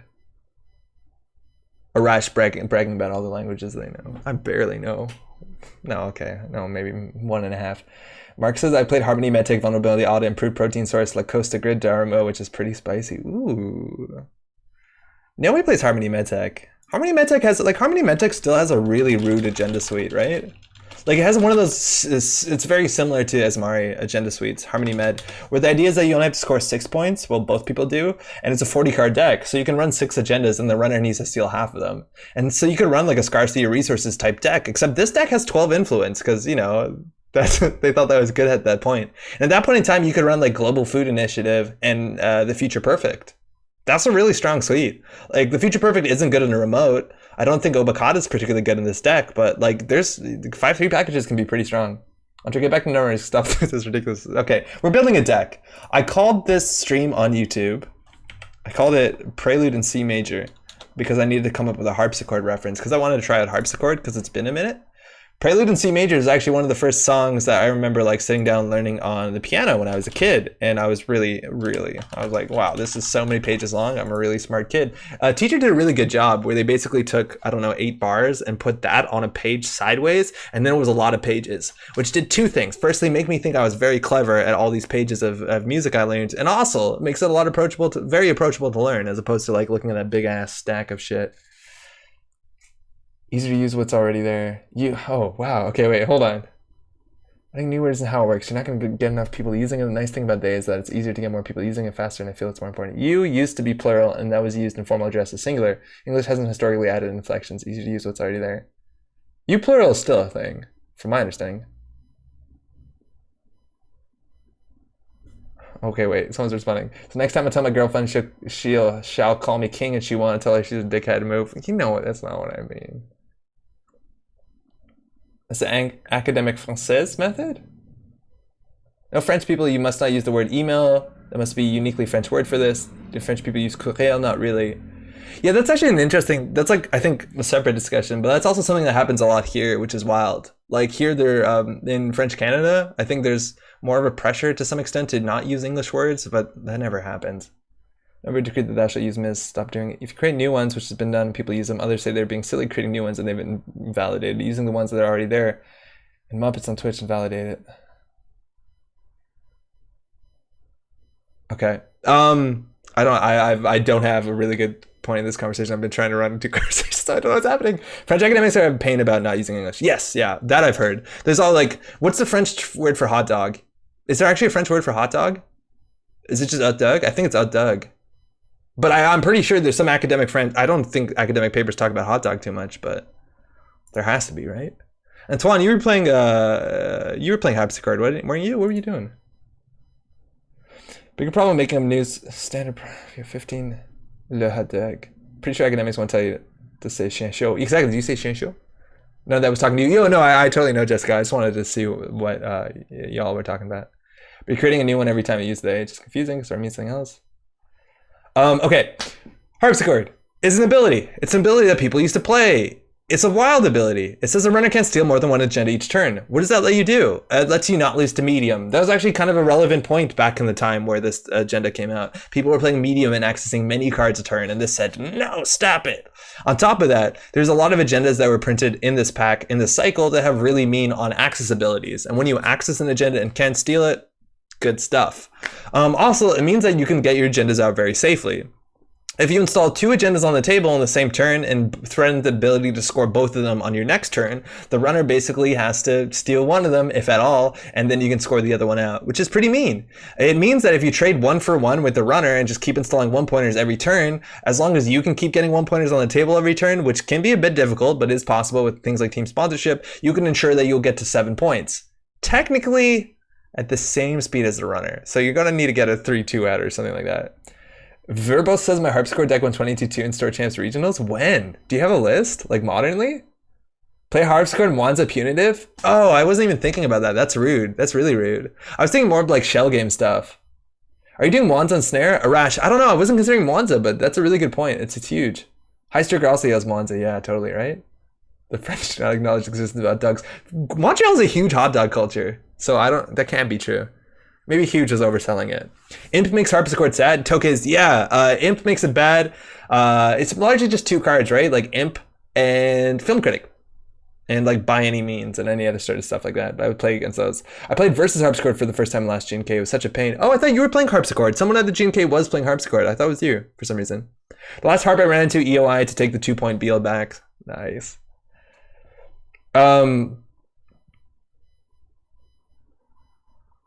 Okay, so what are we gonna do here? There's a couple things. A fair few people in chat are talking about Mwanza City Grid, which is a really strong ability because it works out really well in our favor. I think we played a Mwanza City Grid harpsichord deck on this channel a really long time ago. And the idea is that they access all these agendas, all their on abilities on axis triggers fire. We get an absurd amount of money. They get nothing. Now, I gotta be honest. I do not like this card too much. It's incredibly strong and there's very few ways to counter it. And I feel like it's a bummer. It's one of those cards where the best way to deal with it is by not interacting with the corp.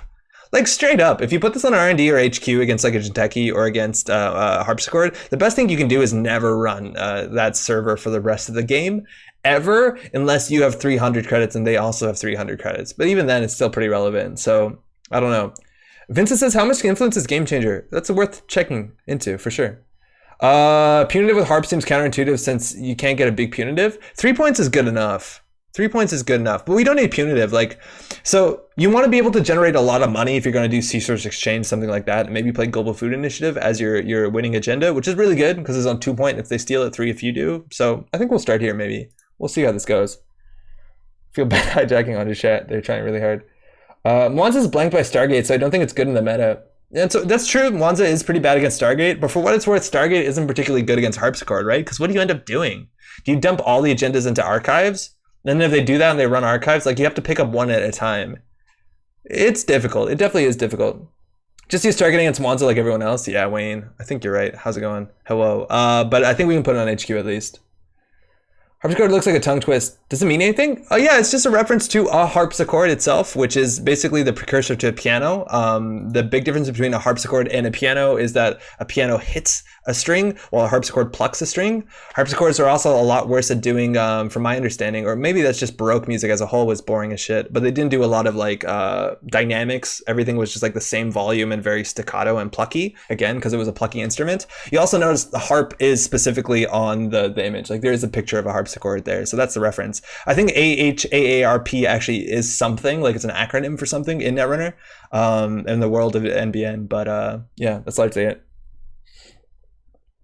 It all seems good until they drop Stargate on the table and it makes you feel sad. I played a Lockdown 5. Oh, sorry to hear that. Adam, what's up? Have you ever taken requests to try out a deck? Yeah, we largely do. We largely definitely do. Language, thank you. Yeah, we do a lot of the times. Tonight we're going to build something. I have no doubt we'll be streaming on this weekend. That's usually like a time that you can throw decks at. But Adam, what are you thinking about? Somebody even mentioned a deck, and then our opponent ended up playing it just because they heard it, which is cool. Exploded Police have access to money. Yeah, it's good. So the really fun card that I have a really soft spot, and I kind of want to play it more before it rotates, is Award Bait. I have a really cool game on this channel playing against Pat at a GNK, one of those like real life games we used to film, where Pat ends up like offer you can't refusing into archives and ends up scoring like a vanity project on Award Bait, which is so good. False Lead I think is also really powerful in this as well. I think we want to do False Lead.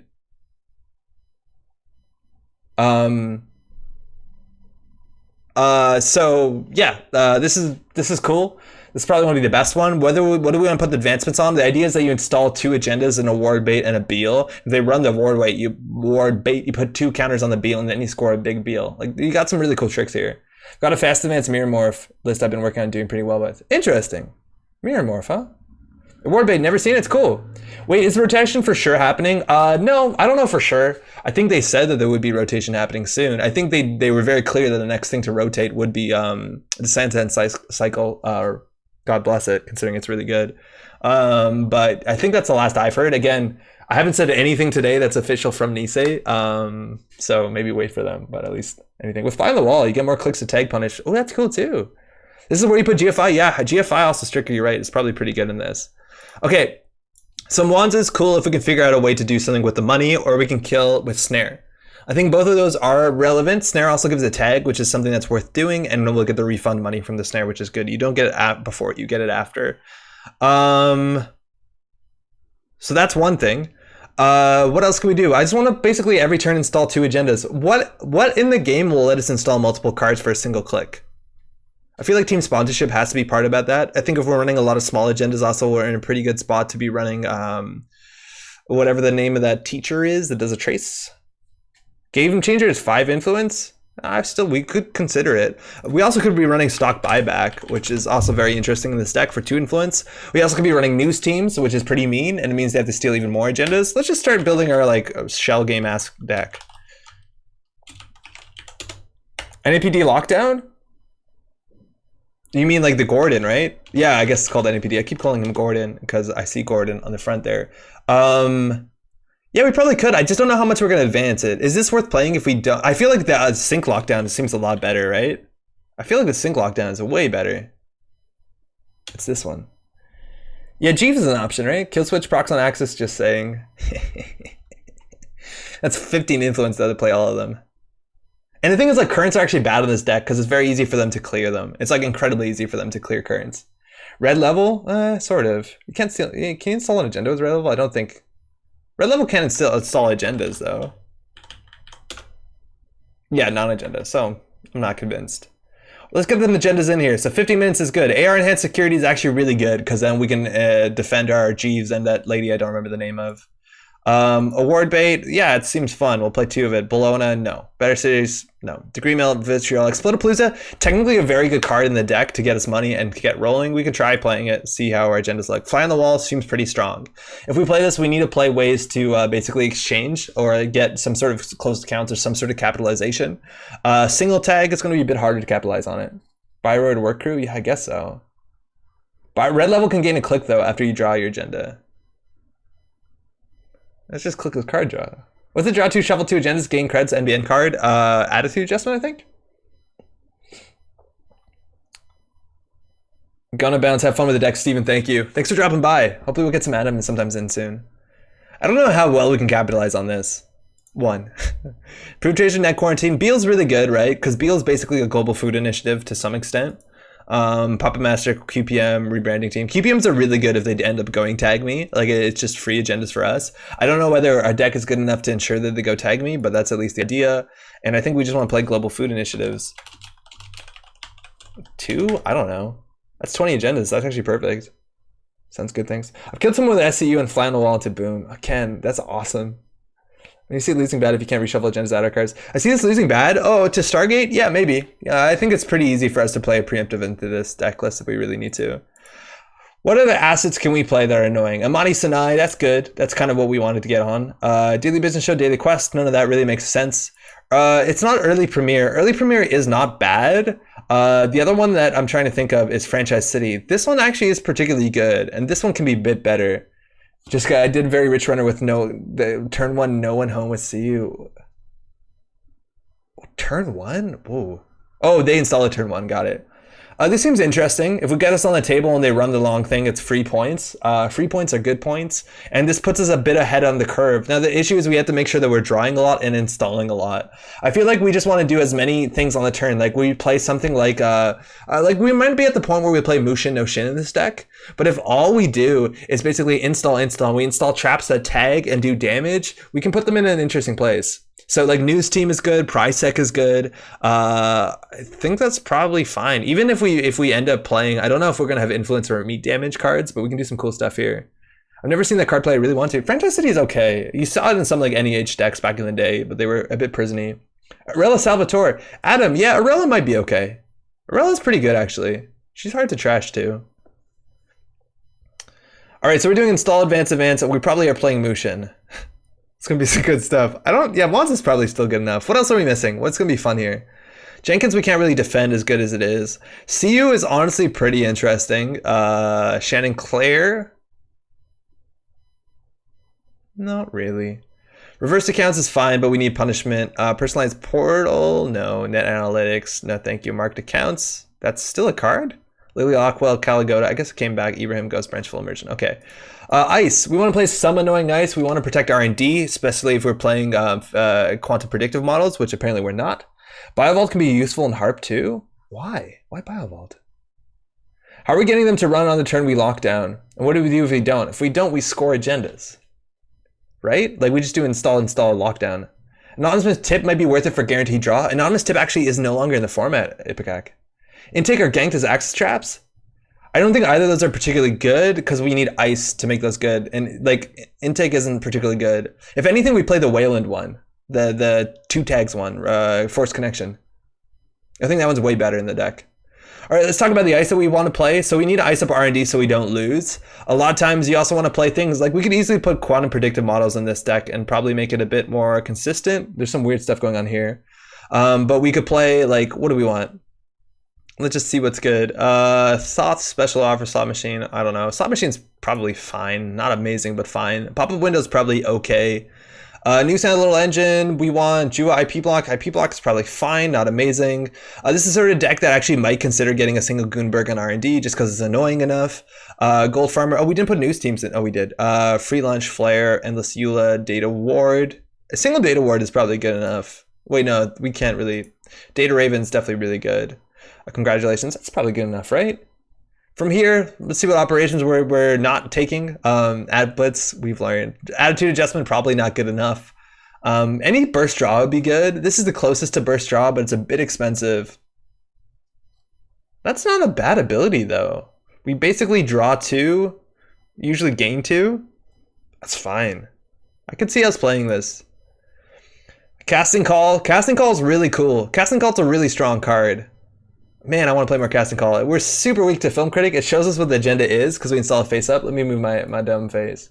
But that's a Casting Call, which when the runner accesses, they have to take 2 more tags, which is pretty strong, but they see what the agenda is. So if we Casting Call the next, like, I don't know, Ward Bait or an AR Enhanced, I don't know if they go for it. This might be a mistake.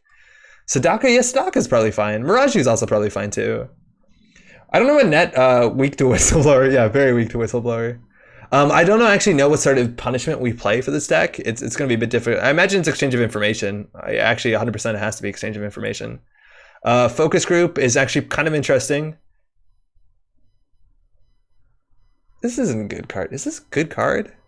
This isn't a good card. This doesn't help us win. Also, this deck is where we go 3 MCA.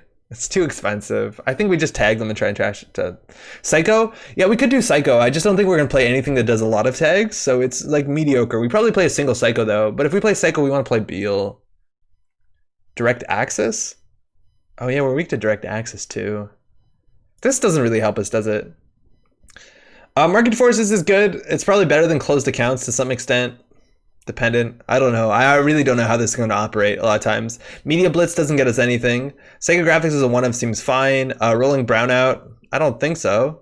C-Source, we just need money. And if we have stock buyback and Wanza, we probably can C-Source out of here. Self-growth, service outage, special report, standard procedures, sync rerouting. We can try sync rerouting. I don't know how good it is. And All Seeing Eye is probably a 1-of, but I think we're going to have too many cards in the deck because we haven't even put any upgrades. Okay, upgrades. Aurela Salvatore. Agenda scored from this server. Oh, that's a lot worse, right? Because then we show anything we install in it. It's a bit worse. Calibration testing, not particularly amazing. I think that's the problem though, is like if we install what's it called, our HB cards, team sponsorship, weren't people just going to trash these? I feel like people will just trash these.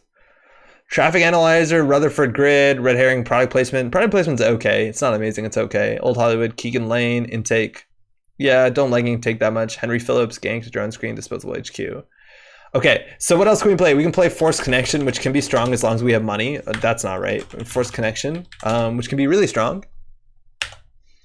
We're over Influence, sure. Snare also seems really good. I think we were missing neutral stuff. I know our deck has too many cards, but we're going to have some time to cut this back for sure. Mumbed Virtual Tour I don't think is as good as just like a prize deck or something like that. Like, we're not good at capitalizing on the difference of credits as much as we're good at capitalizing on tags. Where's our Wanza Snares? Don't worry, I got you back. We figured it out. From here, like operations, we don't have Hedge Fund. We don't have anything else really. We will probably want to play a single preemptive. Hedge Fund IPO, I don't know. It seems really good to run Hedge Fund, but I feel like we're the kind of deck that might be able to get away with it or play 58 cards. Another option. Rather spend our influence on Sadaka. I don't know. Sadaka fires once. I don't know how strong that is. I'd rather just do C-Source All Seeing Eye if we could. I just don't know how many Film Critic we're going to run into. Also, this agenda suite seems a bit weird. I feel like the Ward Bait won't be amazing. Actually, no, I like the award bait a lot. And I don't have Exploded Plazas. Oh, we do have Beal. What am I talking about? We do have Beal. Okay, so let's cut things that are not necessary. Prysac, Mwanza, Force Connection, all that stuff seems really good, especially in combination. Well, not the Prysac exactly. Sync rerouting, medium. C-Source, Psycho, Preemptive, Hedge Fund, Exchange of Information, Casting Call, Attitude Adjustment. So Attitude Adjustment is the least necessary. Casting Call, I want to keep that in to see how that goes. We're over 7 influence, so it looks like we're going to trash some of these sponsorships. Yeah, the sponsorships aren't that good. Now we're still over 4 influence. So what do we trash? Stock buyback seems pretty good. We have news teams and everything. +1 GFI needed for exchange. +1 GFI doesn't do too much, I don't think. We can exchange a Beal or an Exploded Palooza. Like, it's probably good enough. You're right, we'd probably be better with 3 foods. And if we do 3 foods, like, I want to play a lot of agendas. That's the issue. And food's a pretty bad draw. Like, we can't just install it on the board. Okay, Franchise City probably goes. Early Premier definitely goes. We're getting there. We got a consolidated agenda suite. Yeah, what does that exactly mean, though? Fly on the Wall seems really good. Award bait's definitely the worst agenda in our suite, but it's probably the most fun one. Oh, we also don't have Motion. 115, 3 BL, 3 Falls, 3 Fly, 3 Future Now. 3 award bait. Just make everything 3x. Oh, that's so much less fun, though. They can never play around it. Okay, I agree on the 1 Beal. Wait, Thanos, yours doesn't even have future global food in it. How does this deck make money? Wands City Grid, stock buyback. You're right, it's going to actually struggle pretty hard for money. Blown is a good C-Source exchange card. It is, but it's also kind of bad. Isn't the fun one always the worst? So 7, yeah, Adam, you kind of know how it is. Ares seems bad, 15 operations. Ares works on assets and upgrades. Amani Sinai can be necessary too. All 1 points just Beals for more than 1 points. That's where we were originally going, is all 1 pointers, and then we can cut this stuff. The thing is, like, we need to figure out like a pretty legitimate way to punish tags. Dump Prysac? I think Prysac is one of the best cards.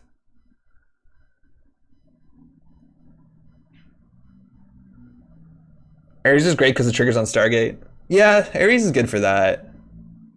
But like, if you score a Fly on the Wall, I don't know. All right, let's just see what this draw's like. So this is our opening hand. What do? We basically do, we keep this. We hopefully don't play against Criminal. And we do install, sync rerouting. If they run, we make money. Then we score the ARES out, and we score the 50 minutes, it's fine. We're down on 2 credits. 2 credits from here, what do? Yeah, credits is going to be an issue. What can we score that gives us money? We no longer have the one that gives you bad publicity, which was the best case scenario. It's the kind of deck that might work if you fire Sensi in the first couple turns. Too bad we can't play Sensis. All right, opening here is pretty good. We can do Hedge Fund into 15 into Fly. Now the Fly is only good if you advance it. I feel like the Fly is probably pretty bad on this deck. It really needs you to... Oh yeah, we took agendas out of the deck. It really needs... Fly, if it doesn't get the support from, what's it called? Award bait, it's going to do nothing. Okay, so award bait seems better. Can you add breaking news in 24/7? Both of those cards are removed from the format, Grim. Breaking news rotated and 24/7 is banned. Just put some senses in... We think they're DBS. Can't play senses. Okay, let's go from here. Here, opening hand, it's okay. Do we still have casting calls? The Mani Sanai seems like pretty useless. What's your film critic plan? Install 3 cards, C-Source lose? I don't know. We don't really have a strong one. Monster City Grid's still pretty good. Man, I would love to play, what's it called in here? Mushin no Shin. Does that defaults to it? Yeah, it does. It still does. We can maybe make a remote server, 4, 5, 6, 7, 8. What else do we need to worry about, though? I'm almost down to try this. Obviously, we're over on influence. We'll play 1 fewer snare. I feel like, yeah, and probably 1 fewer forced. Oh, the influence goes really fast here. 4, 8, 9, 10, 11, 12, 13, 14, 15. So what's this? This is a legal deck. So our opening hand here. We just do gamble, we ice HQ, ice R&D. Mwanza Archives, Mwanza R&D, I mean, probably draw here once, yeah, Mwanza. Probably draw again first. The next turn we draw an agenda. No, not even. Okay, so here we can do Prisec, Force Connection, Credit. And then we can like jam Award Bait Food. Caesars can kill. Yeah, we have ways. Franchise City we cut from the deck, unfortunately. It's just card slots. Oh man, yeah, this is probably going to be ass. But I'm down to try it. I think Amani Sanai is probably worse than Franchise City. Franchise Cities puts us on the table. And if they run the wrong one, we're in a good spot. 12 agendas though seems too few. This is not what we wanted. We wanted more one-pointers. We wanted way more one-pointers. It'd be fun to go full Jiteki and do Ronins and Junebugs. That's a totally different deck. Well, that's the thing, is they can do Mushin into Beal. It's really strong. Yeah, I feel like I want to play more one-pointers just so we can jam on the table every turn. I think that's the most important thing we can do.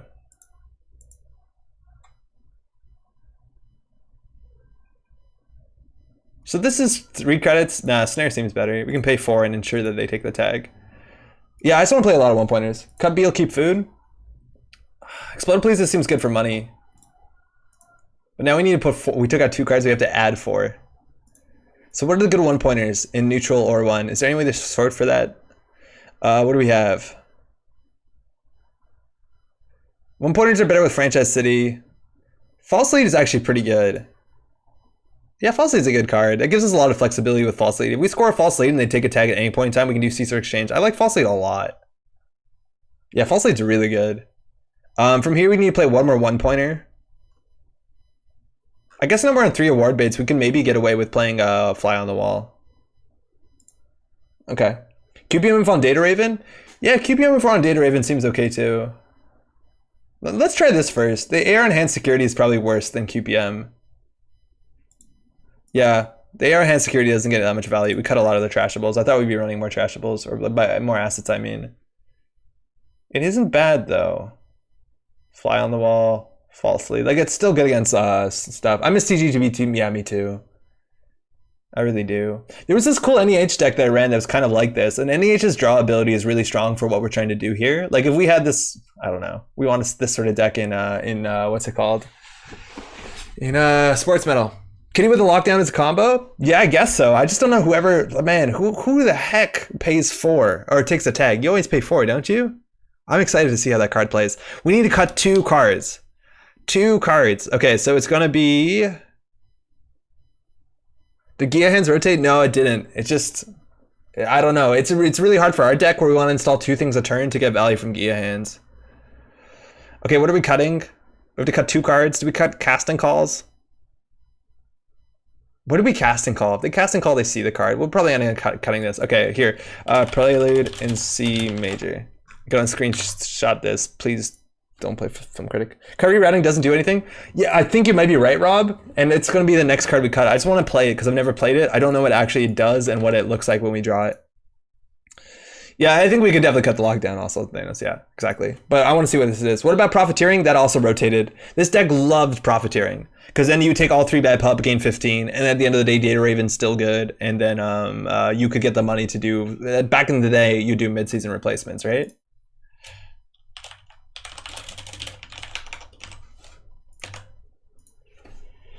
Gia Hands was in creation control. Oh no, Gia Hands also rotated. They didn't save Gia Hands, you're right. We should have 1 Psychic Field. A 419 hate, it's so spicy. I just don't think we can capitalize a lot on them having no cards, but you're right, if they hit it, we're happy. Like, it's just fine. Psychic Field's just a fine card for 1 influence. About any deck that running is a possibility. Alright, please don't queue up with Film Critic. That was my second con of my deck, was mid-seasons. I used to play so much mid-seasons. I was like known in my meta to play like Titan mid-seasons decks. Jay Wayland. Okay, this is a player that usually RPCs us, or not even. Yeah, okay. Let's see what they're up to. You're not allowed to get salty if you get Film Critic. Okay. 419. That's actually pretty bad for us. Obviously, because we don't have a Psychic Field and we're not going to have the money to sustain this. We'll mulligan this hand for a hedge fund. We also don't want to get diversioned in the early turn. Hey. Keeps them guessing. So this is the thing, is like, as long as we don't get diverted to a really bad spot, we can install 2 false leads and ensure 1 goes through. No Film Critic? Yeah, probably not. But I don't know whether we're going to be able to dig back over that current. I think we're gonna just take one turn here to do nothing. Do we want to show them that's a data raven? We have IP blocks, hope we draw those. Protect centrals, yeah, we'll protect the HQ. Good luck, I don't see you winning. Ooh, that's rough. You wanted a lot of agendas. Yeah, it's bad against Leela. Vanilla would have been helpful here? Not really, actually. I don't know, it's pretty bad against Amakua. But you're right, it's cheap.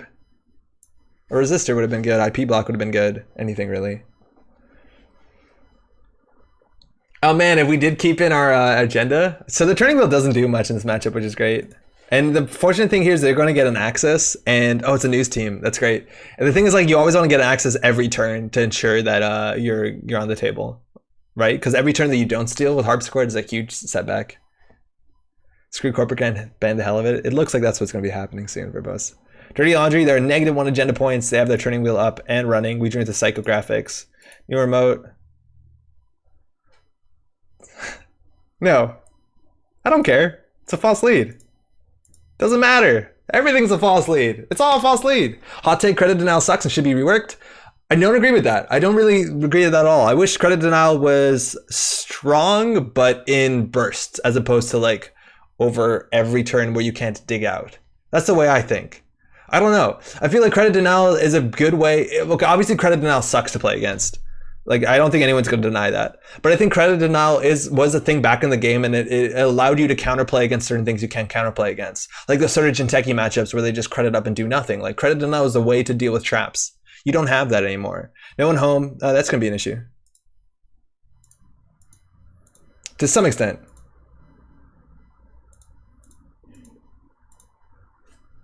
Exactly the same as P with hand pressure? What is Rob? Lampreys are here to take that back. Yeah, Siphon is fair IMO, but the Crim Current is oppressive. Yeah, the Crim Current is way harder to deal with. Crim Current, and if you're behind with Crim Current and Amina, good luck. Like, good luck. If they siphon you, like, at least the next turn you know what you're doing. I don't know. Credit denial kicks ass. Grant's not the right way to do it. Yo, what's up, Truther? Credit denial of Reina's good design. Yeah, Reina's also really cool. All right, so we have an award bait. They do have the no one home. We want to draw into another agenda. Do we value play sync rerouting? That seems a bit bad. We'll draw it once here. Okay.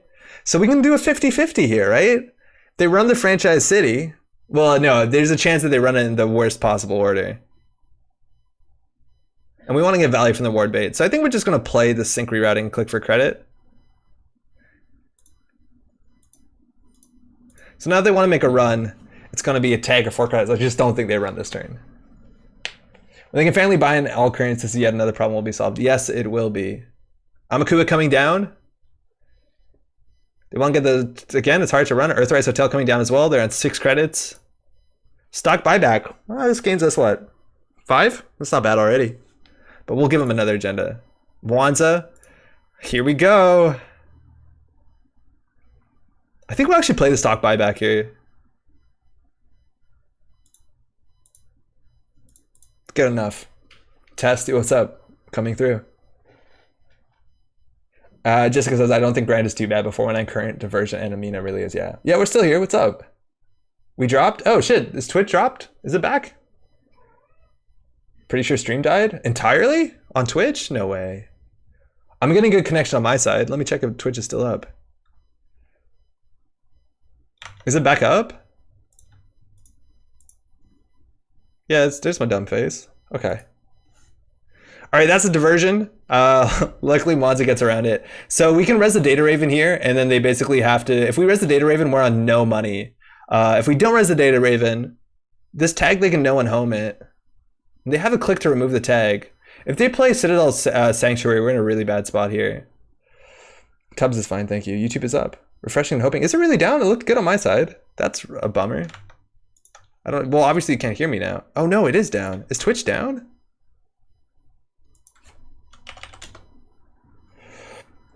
Oh, it looks like Twitch is down. 1 second. I don't know what that's about. Yeah, Twitch did die. The stream is going through, sorry.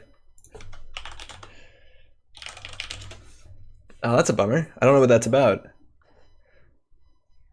Hopping services, yo, welcome over. So if we res this, they take a tag. I don't think we want to be on 0 credits. Working now. Oh, it's back up. It's back. It's back. Okay, Twitch is back up if you migrated. Double sound. Twitch is back. Wait, is my Twitch playing? Maybe no. I don't know why there'd be double sound. Better not f-bomb me stream tonight. Yeah, we'll take care. All right, Prysec.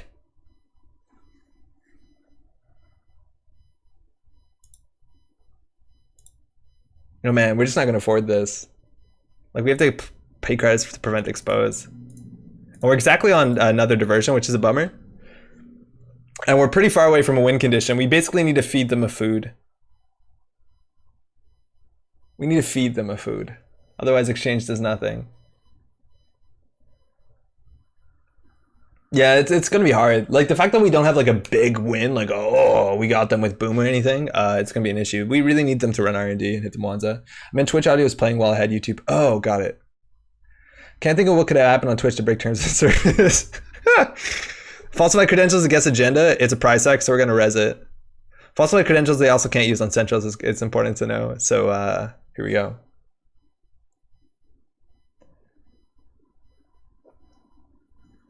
There's the second diversion. So we might as well res here, right? It means that we can't fire off the price hack.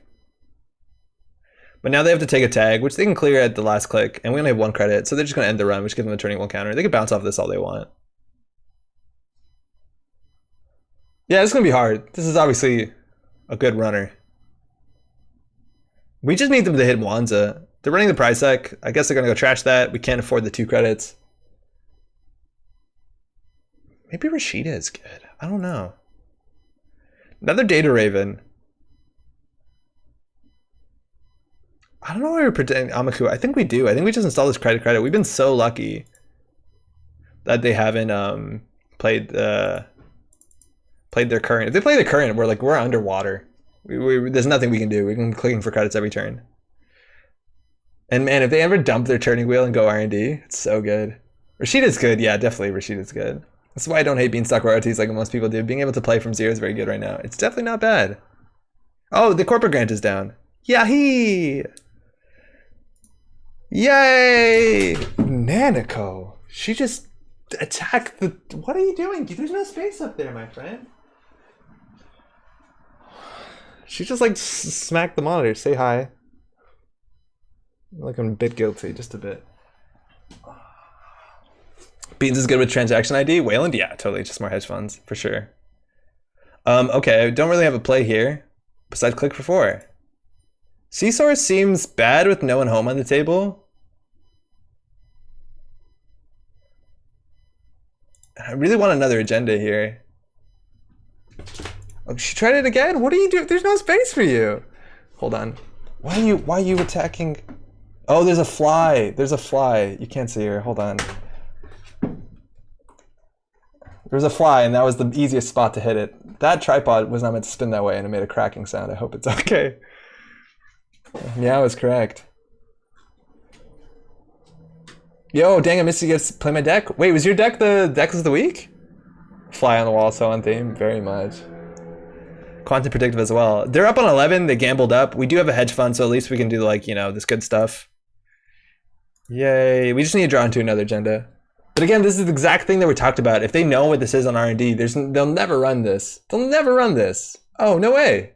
The deck won all the games it played. Some of them very convincing. For what it's worth, what's it called? Always hit. Navi Mumbai Grid against Boomerang every game. We made some, and Logic Bomb. Somebody ate, somebody couldn't steal Bologna because they couldn't Boomerang a Gold Farmer, and somebody ate a Hydra.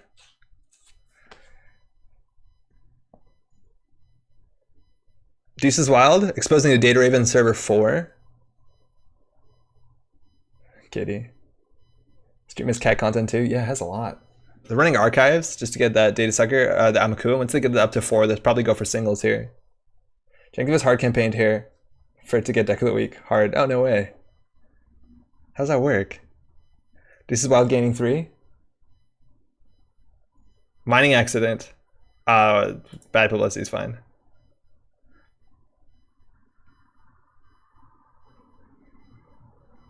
So as soon as they go through like the Data Raven, the no one home will be offline, right? So that they take the damage from snare, it actually will be relevant. Well, that's a good thing to have there. We just need another agenda here. Ah, this is a really clumsy hand. Obviously we want 2 agendas, so we need, if we drop deck into agenda, like we can install 2 agendas. That's terrible. Now we have to throw out 2 cards. I don't want to install both of these because we get no value if they run a certain way. Throwing out C-Source seems pretty rough. Like their economy is not amazing, and eventually the No One Home will be triggered. Actually, no, I don't know. Snare seems like one of the better cards we have. Oh, that was a really bad draw. If we drew any of the 1-pointers, we would have a play there. I was banking on that. Exchange seems very important. We also remember that we do have false lead. We can always forfeit that to get some board. I guess we'll throw out a snare. Are you running digital rights? No, we're not. With this many 1-pointers, it doesn't really seem necessary, let alone I don't think we can protect HQ convincingly. If they play a Stargate, we're in a bad spot, aren't we? And they might be on the Stargate. Like if they're not obviously on Angolo, we haven't seen any influence besides a single mining accident. I think they'll play a Stargate and we might be in a really bad spot. Second or third deuces? I think it's a second. Yeah, second deuce is wild. They expose the Data Raven again. Oh! They're just jacking out, which they can do. Because they don't want to access the Mwanza City grid. Oh, they're going to HQ. They're going to do it again. They're going to come HQ. This is a good time when you have 2 snares in hand. And they're going to take the tag from this. Yeah, keeping the snare would be way better than keeping anything else. They might just bounce off of this to get turning wheel. So they're taking the tag, they're breaking for free with bad pub. So the best case scenario here is to hit the snare.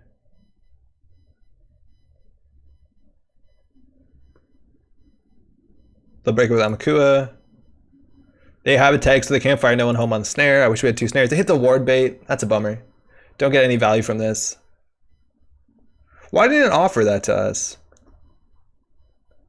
Because that's basically saying that we don't have anything that can be advanced. All right, so now we need to draw 2 agendas in a row. Also, keeping double snares in hand is really good if we draw into our second Mwanza, or a third Mwanza even. Glad you like the Navi Mumbits. I have to check the VOD. Yeah, it was actually pretty cool. Bad publicity, it's fine. If we had 2 snares, my god. Oh no!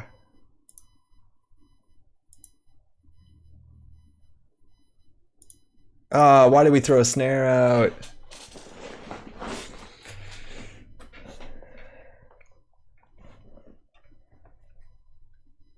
Are they gonna run out of money? Like, there does seem to be on Rogue Trading Citadel Sanctuary. So the fact is, like, most of their money seems to be tied into Mining Accident, which isn't particularly strong against our deck. It's not bad, though. They still need to steal a lot of points. If you win, the RNG gods clearly do not. If I want you to win, but the RNG gods, thank you. Yeah, we'll see. Dirty Laundry, again, going archives. Again, this is the problem with Mwanza. They just don't interact with you, and it's the right play. They should just be bouncing up Data Raven over and over again for turning wheel tokens. I also didn't know, did they run while we had a credit with false lead? Like, did they ever run at click 2? Sorry, I hit the microphone. They're doing the shortcut to run HQ. That's fine. So they're going to see a lot of cards, which doesn't matter a lot. All right, we have a fly on the wall, which on its own isn't great. We can draw.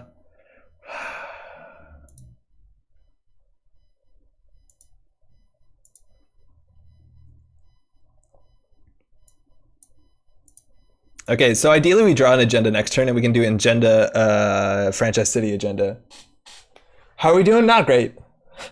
I don't know what turning wheel does a lot. Could give triggers. Yeah, turning wheel doesn't do much against this deck, but it's the best they have for now, it seems. Cat didn't get it? No, apparently not. Buffer drive, that's scary. I don't know if there's anything that we really recur. So we'll res the slot machine here. It's still pretty good. Actually, no, they break it for free usually. I don't know why we did that. I guess we see their deck. Event, resource, event. So there's a diversion coming up. So there's 2 subs, they can break those for free, which is too bad publicity. So next turn we could purge, but I don't think it matters. At least we get value. I don't know if that is worth the 3 credits considering we have stuff to do with our credits next turn. Another grind? It doesn't matter. There we go. That's perfect. So which one do we want to ice up? Fly on the wall, I guess? No. Random. Okay. I'm going to roll a dice. Which one goes into server remote? 1, 2 is Franchise City. 3, 4. Okay, 1, 2. So it's Franchise City. That's probably the worst one, actually. Fuck it. Fuck. I think they're going to run the remote. They want us to spend money. Award bait? Yeah, that'd be great, wouldn't it? Purge and Ice Archives might push them to run R&D, but it's unlikely. Yeah, you're right. And they've used Deuces. Icing up Archives is probably better than this. Oh, we disconnected. We're back.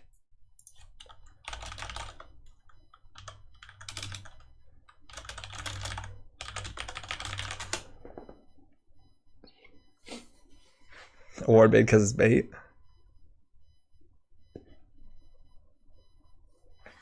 Do you want to expose?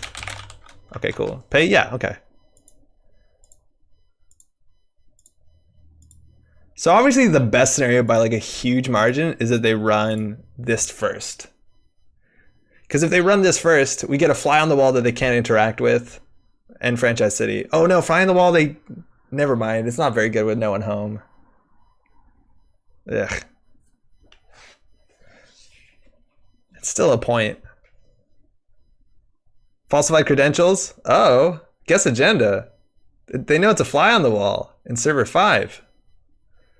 Are we going to score an award bait? It's going to feel terrible. Don't do that.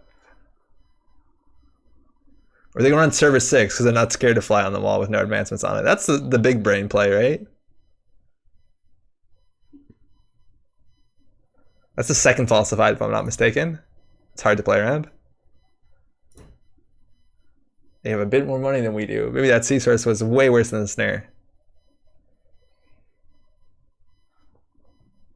I wonder if at some point they go tag me, right? When the news teams, like there's still 2 news teams in R&D. That's going to be annoying for them. We keep those in hand for sure. One of the others may be a Beal, yeah. Or a snare. Like that's kind of the cool thing about a harpsichord. Like if they don't have a good way to interact with us, like at the end of the day, all we need is a pittance of money and we can still just jam it out. As long as we get 1 more point than them per turn. We also could like false lead to make sure that we score something really strong. But I don't think we need to. Oh, Nanako has settled on the nice light behind the monitor. She hasn't been there in a bit. Oh, she sat down. Good cat. Don't res the Raven? No, we definitely don't res the Raven. If we res the Raven, we can't even score, let alone res the Franchise City. Only issues if we end up doing that, they could run R&D and not have to respect the single snare in our deck. But we'll still get money from Wanza, which is free.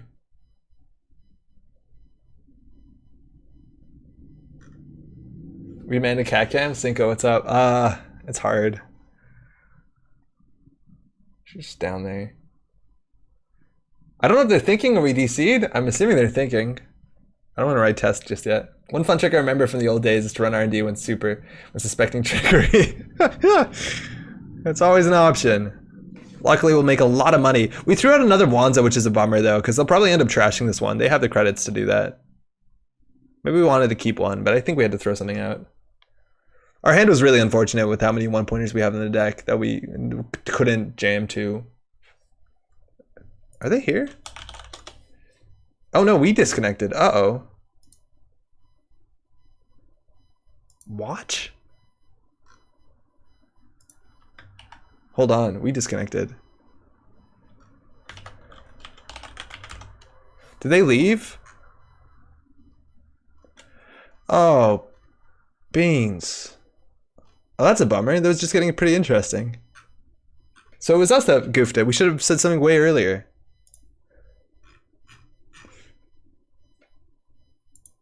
That's a bummer. Just I haven't missed it here, right? It would have shown up. Yeah, okay. Ah, that sucks. But that sucks. That's really bad. Oh no. Leave. New game.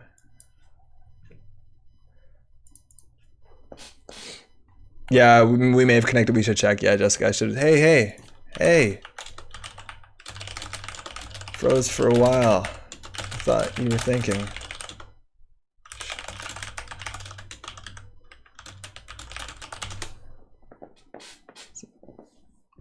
That's a bummer. At least we can run it back, I guess. Anyways, I can't stay and hang out. Saw that you were live, wanted to pop and say hi. Hey, Lunilla, thanks for dropping in. Hopefully you're doing okay. Get some sleep, eh?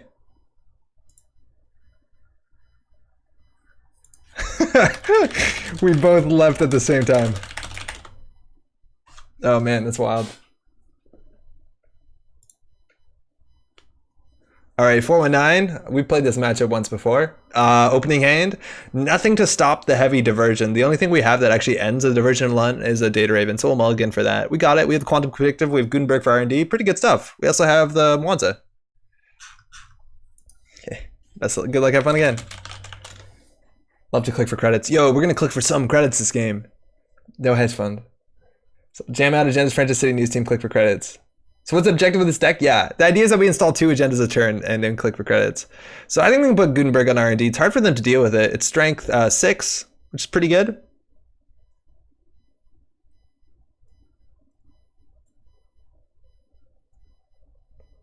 Nope, you can know what that is. We'll put this on HQ. We have a snare in hand, so it's either we install Mwanza or click for credit. I'd rather click for credit so we're closer to being able to threaten to res both of these. Yeah, this is where you put Psychic Field in the game, in the lobby. You sideboard a Psychic Field against like 419. Keep all snares? Yeah, seems good. Deuce's Wild coming down, probably just a setup. I don't think they want to expose and run this early in the game when they don't have credit lead. Oh, they did. They exposed Data Raven. Are they gonna run Archives? Or are they gonna just force us to res the Data Raven? That's interesting. Do we res the Data Raven here? We're further away from Hedge Fund.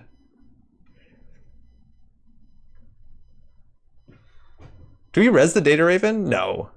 It's a 1 in 4 of being bad. They can trash the Mwanza. They can trash the current. The snare is fine. No, we'll let this Axis go through. Nice. Fire snare? Yeah, sure. What do we hit? Earthrise, Turning Wheel, Diversion. Oh, that's a good snare, and they have a tag. They can remove the tag with deuces if they would like to. They did. Seems good. Snare them instead? Yeah, we'll snare them instead. All right. Haha! Award bait. Haha! We click for 3 credits. We definitely click for 3 credits.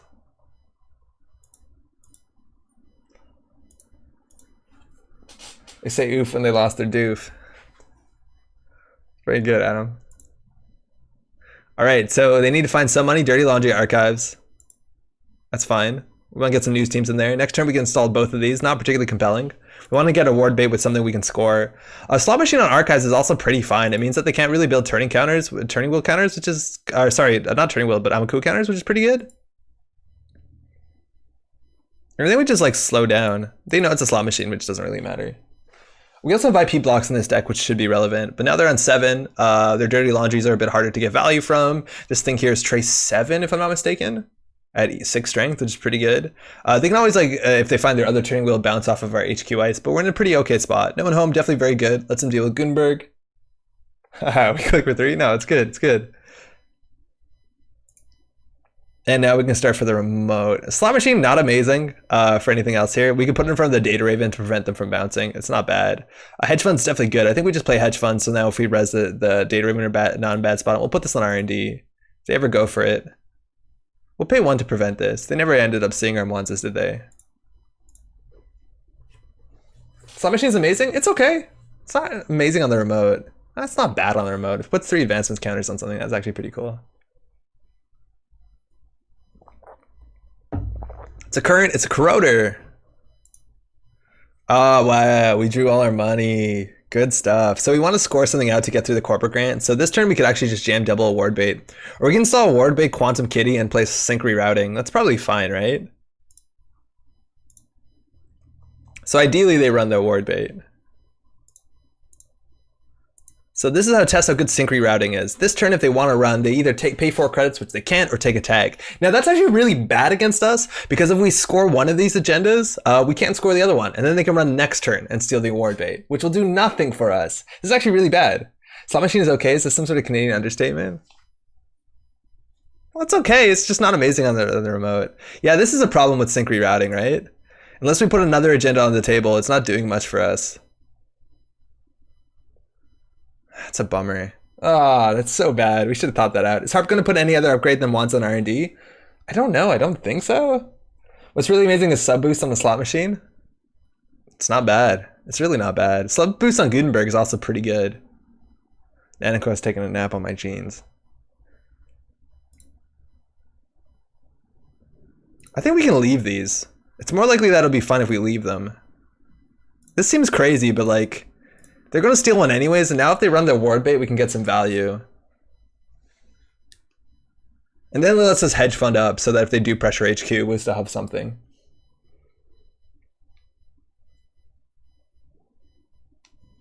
Career Fair going to play down a daily cast. Good stuff. They're not running! We lost credit for that. All right, Mwanza on HQ. It's probably fine. It's probably fine. Sub Boost is one of my favorite bad cards. Great in Sandberg decks.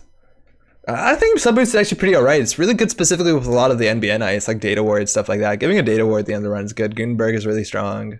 7, like Gutenberg, nobody has a good answer to that besides Boomerang. Again, we don't have to do anything here. Okay, now this makes it more interesting, right? Because now they might want to run even more. Scoring does get rid of the grant. The grant so far has cost us like 2 credits. It's fine. I'm not worried about the grant. We played every single hedge fund. All right, it's happened. You see, this is why we don't score the grant. And then next turn, they're probably going to run the news team. Oh, it's only 2? I thought it was 3. That's good enough. So we actually saved money by not scoring. We actually equaled out the grant money. If this is a fly on the wall, it's not scary because they have no one home. Now they're running this. They can't steal it. This could have been an Explodapalooza. I don't think you run this. They know it's advanceable. Like, that could have been bad for them. Economy. Oh, they just built Dirty Amaku on it. That's so good. That's so good. Ever run an agenda to build up Amaku counters? That's some hot shit. Clears the current. That's good. Pretty good. I think we'll actually double Data Raven so they can't do Boomerang into Run HQ. And double Data Raven's really annoying. And we want to pay credits just so they don't get up on Amaku, but we can purge next turn if we really need to. All right. All right. All right. Please figure out this news team. Let's go figure it out.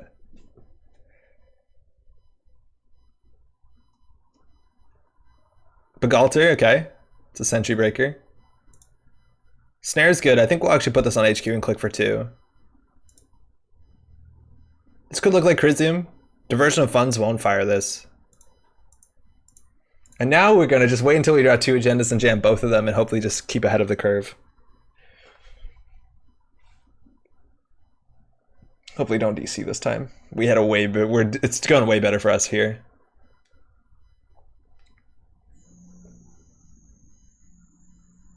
But this is the problem, like right now, like they should never run R&D, they should never run HQ. That's the issue with Monza. It's kind of a bummer. It really doesn't encourage any interaction. There's no smart choices involved.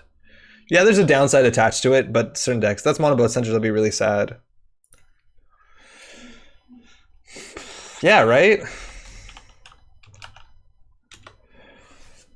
Do we have 21 pointers? No, not exactly. We have Food, Beal, and I think also Explodapalooza. So we have legitimate 2 pointers. Hey, Boomerang Gutenberg, that looks like they're going to go for an Axis. So the Mwans is pretty good. We have 1 snare in hand. We can fire 2 snares on the deck if they really do go for it. We have an IP block, which is obviously very strong. I think we want to do IP block on the remote, just so they run through it, they get 2 tags. It's pretty good. We can draw once here. All right, so we want 2 agendas. We'll start this up on the remote server. Putting this in archives is also pretty good. I think it's better than keeping it on the table. And we'll just make sure we don't go too hard here. We'll game for credit. We can definitely do something with the slot machine if we want to. Not full cheese, mostly. Yeah, it's half cheese. I think we want to do C-Source Exchange to be able to close the game out. So we want something bigger than a 1-pointer. All right, they're through. Action before access, obviously it's Mwanza. And so now we're going to get a lot of money. This is Mwanza City Grid. They're going to access a bunch of cards. Again, Explosive Palooza, all that other stuff they can't steal. They're going to access 3 more cards. We're going to get 10 credits off of this. It's a snare as well, which we will fire. They can prevent the net damage, not the tag.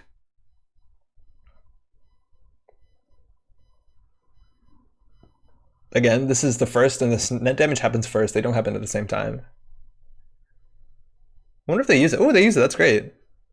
So we're not going to boost this. So they at least still take the tag. All right. Snare Jig's trashed. I love Harpscore Mwanza punitive 3-pointers. It's a pretty good thing. Award Bait fires. There's nothing to put advancement counters on it. That's kind of a bummer. If we had advanceable ice, we could get more value out of this. How much influence is that cat? A cat would be really good in this deck. It'd be okay in this deck. And now these unseen cards. We still do have this Gutenberg, which is really good. We also are up on 16 credits, and we have C-Source into nothing. Like, we don't have closed accounts. We're in 16 to 13. They also saw the next cards in the deck. All right, we don't want to put the Data Raven on the outside. It'd be pretty bad for us. We have nothing for C-Source. Another C-Source as well. And then we can set up this remote. We'll actually play like a Glacier Harpsichord. C-Source Psychographics? Yeah, it's good shit, huh?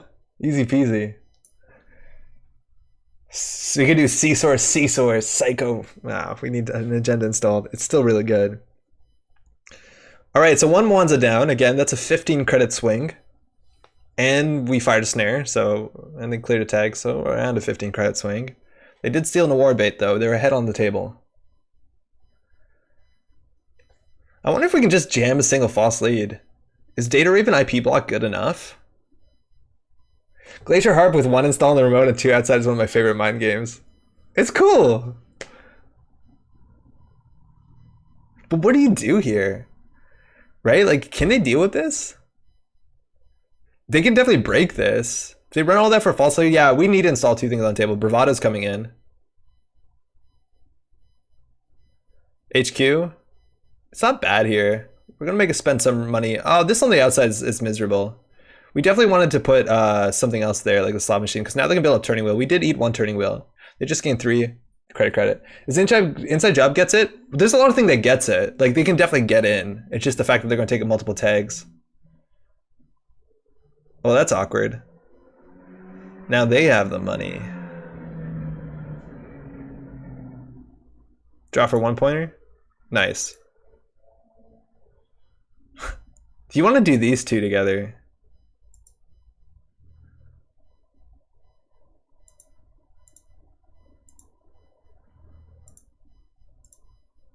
Okay. Caesar's big brother. Award bait and GFI? Yeah, it's hard though. If they run the right order, we don't get it. But yeah, I think a lot of times we want them to score the GFI, so we have Caesar's into exchange.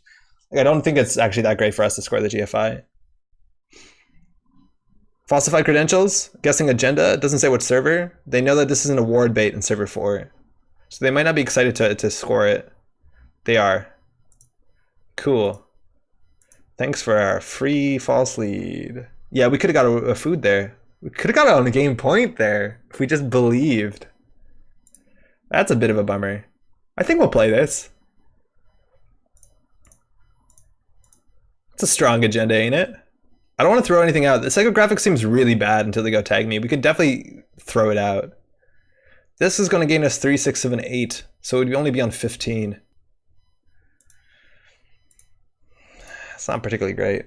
So late. Good night. Hey, Jessica, thanks for dropping by. Enjoy the rest of your evening or your morning, I guess. Pat Tap coming down. Again, Amaku only on 3 counters. Doesn't get through too much. Franchise City. Do we just ice up Franchise City? What did we do?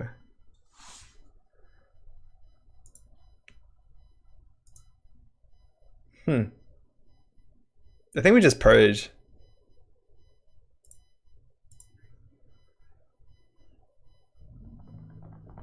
Is double C source good? Probably not. IA the food's your only chance. I think you might have been right. We could have IA'd there. Say pad thai, but I hear pad thai. Now I'm hungry. Good old pad thai. So on 3 points, news team and archives, more in R&D. I think they must know that there's a news team and archives considering we didn't install on top of it, so it can't be a Prisec.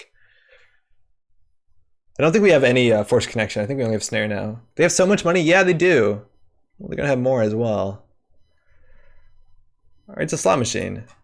Now we'll res that. This is gonna fire. It's a resource, hardware resource. So again, they basically lose their bravado money, and I don't know if they go through Gutenberg. Fire and broken. So we res it for free, they lose 3.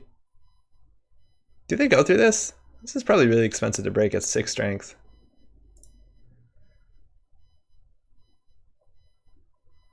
What's this cost to break? 6. 4. It's actually not that bad. It's 4. I thought it would be better. Once a turn, it's 4. But they need to get accesses, right?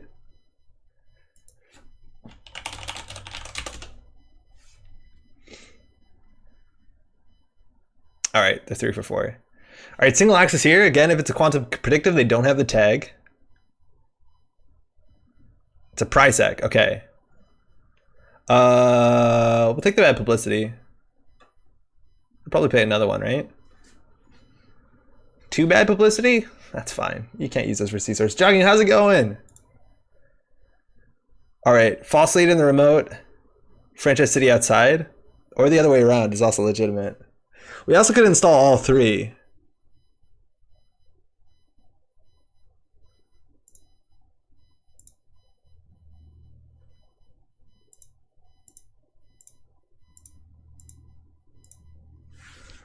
Do the 3, I believe. I feel pretty okay about it. Spectre says no. I don't know. It seems okay. If we don't score this, it looks like a trap. Obviously, we're going to have to double advance it at some point. Not all 3? Let's see what they do. We also do have false lead, right?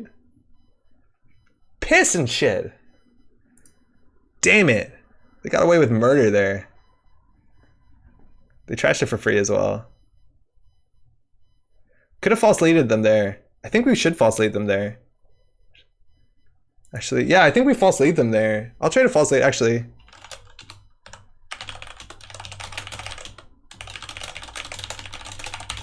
Because they didn't wait for a window. I'll false lead there so they don't get a false lead. All good. Why would you? So they have fewer points. Why not?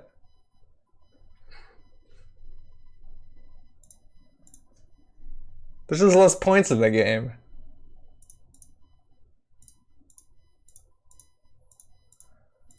Is that bad? We also want them to steal the food, but they have so much money. Grieve our Earthrise. Alright. Fly on the wall. So, unfortunately, we don't have exchange, but exchange is really strong here when it's data raven IP block. The chance of them ending with a tag with the false lead is pretty high. So, like, the best thing we could do is get an exchange, but we don't have it, which is like a huge bummer. If they stole it and we could exchange them, it would be a huge swing. Unfortunately, we don't have the card. I think we have 2 in the deck. But like exchange in our hand would make this play so much better. There's 2 in the deck, so we have like a 1 and 8. Drop the fly down, play franchise. I don't think we need to. We can play the fly, but then they just steal it. Like this seems good. And the idea is that if they try and get to this remote, false lead will almost definitely end them with a tag. This is going to be a 2-tag remote, almost guaranteed. And so if they run first click, they'll false lead with a tag. They run second click, false lead. If they run third click, fourth click, there's no way they run this without taking a tag with false lead. So I think letting them get in and then exchanging is more important. If anything, we should have drawn a card there and thrown out the franchise city just to give us one more draw into the exchange. Next turn, I guess we can draw twice for it, plus mandatory. This deck looks sweet. Yeah, jogging needs a lot of work for sure. It needs a lot of work. The idea seems sound.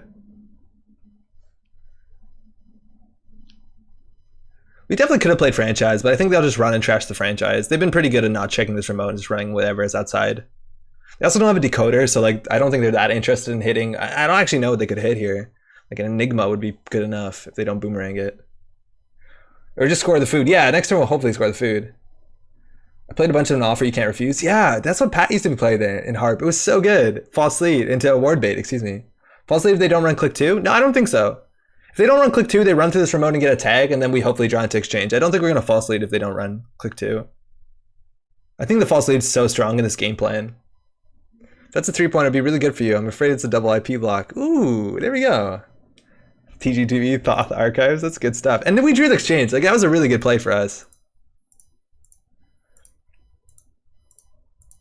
And now we're on game-ish point, or at least we're ahead of them, which is important. So we're going to throw out the Psycho, but here they might go tag me.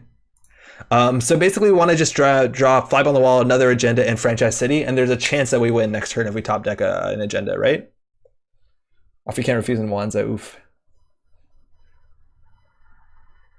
Best of Blue Moose Brids. Amina coming down, trashing the... Wayland's playing smart, right? They're playing around IP block. They trash their Amakua. It doesn't get that much value.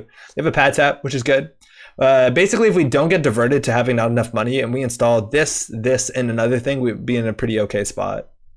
Also, if we draw another Beal or Food, we might be able to just false lead onto... Oh no, but we wouldn't win. An exchange obviously isn't good until they steal a 2-pointer or a 3-pointer. Maybe when you 3-install, you should have left the Food in the open to protect the franchise. Well, the Food we scored, but I feel like they always ran the innermost that I think we should have considered a bit better. Ooh, stock buyback is pretty good. I think we can wait till an agenda here. Like, it's the pressure's on them to do something.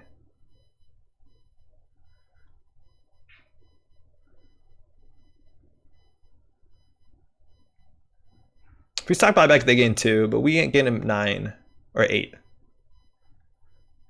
just want to draw another agenda, and I feel like we can close the game out. Here, you can have 2.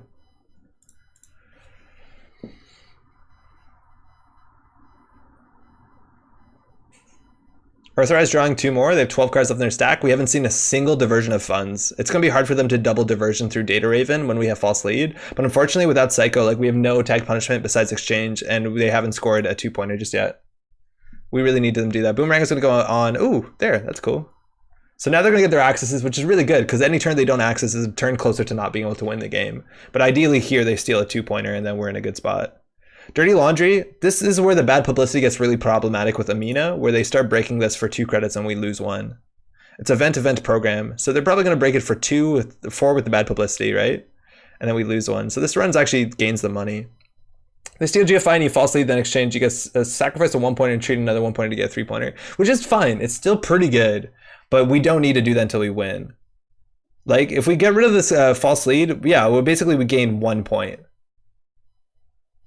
But they're off the game. So ideally, we just want to do C-Source into exchange.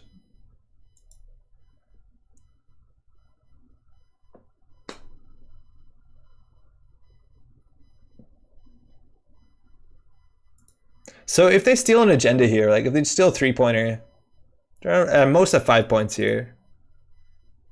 Oh, it's a news team. That's huge. That's obviously really big. Puts them further behind. Stock buyback got a bit better, but we played both of them, didn't we?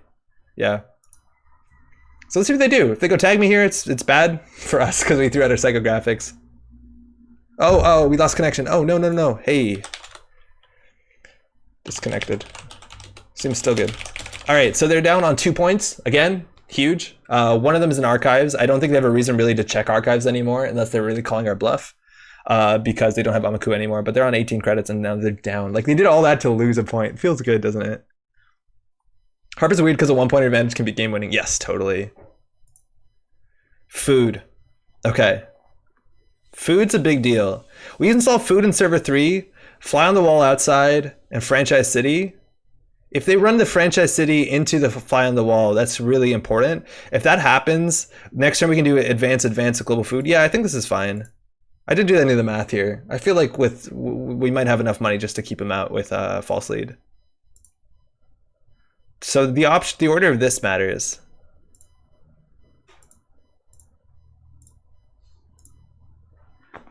I think you still want franchise the nice remote. That's actually probably a good point. I think you might be right there.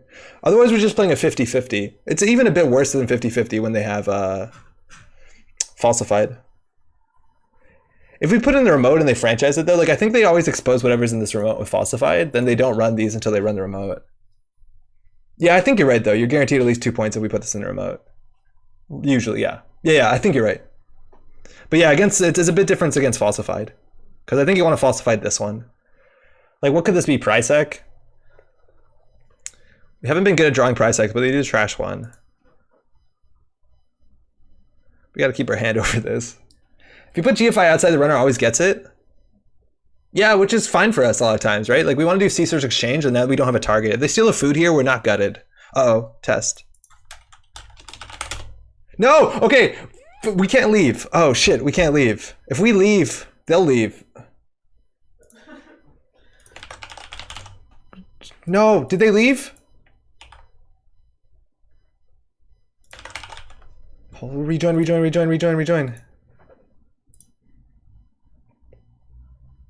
Ah! Oh no! It won't let us rejoin. Okay, so we flipped the script and they fucking ran it properly. Sorry, YouTube. They effing ran it properly. Hey, yep, we're back. So we did this in the other order and we got punished for it. Where they ran now the outermost first. Ah, such a bummer. Again, 50-50 there to be on game point. Huge 50-50 there. We did the reverses last time. So now they're still going to be on 3 points. The idea is next turn we advance, and the threat is that if they get through this, that we can C-Search Exchange them, because again, this will be, now this is only one tag though, that's the issue, right? That can't be good.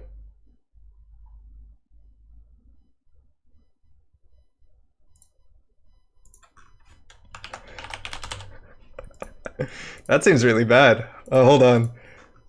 Yeah, everything was doubling, you're right, Haz. Oh boy. This game is cursed. Watch? I'm not in the game. Why is watch the option? Have you tried clearing your cache? This shouldn't remember the cache. Like, I don't think this remembers anything. But I did control F5, which is like the hard refresh, right?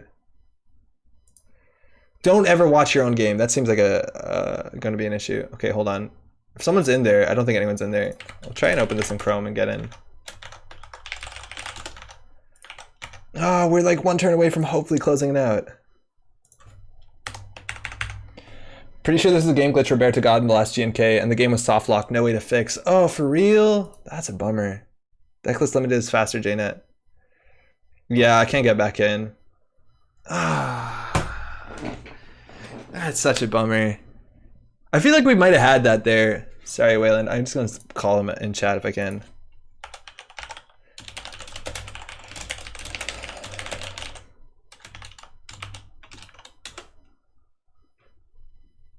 That's a total bummer. Try logging out back in. Okay.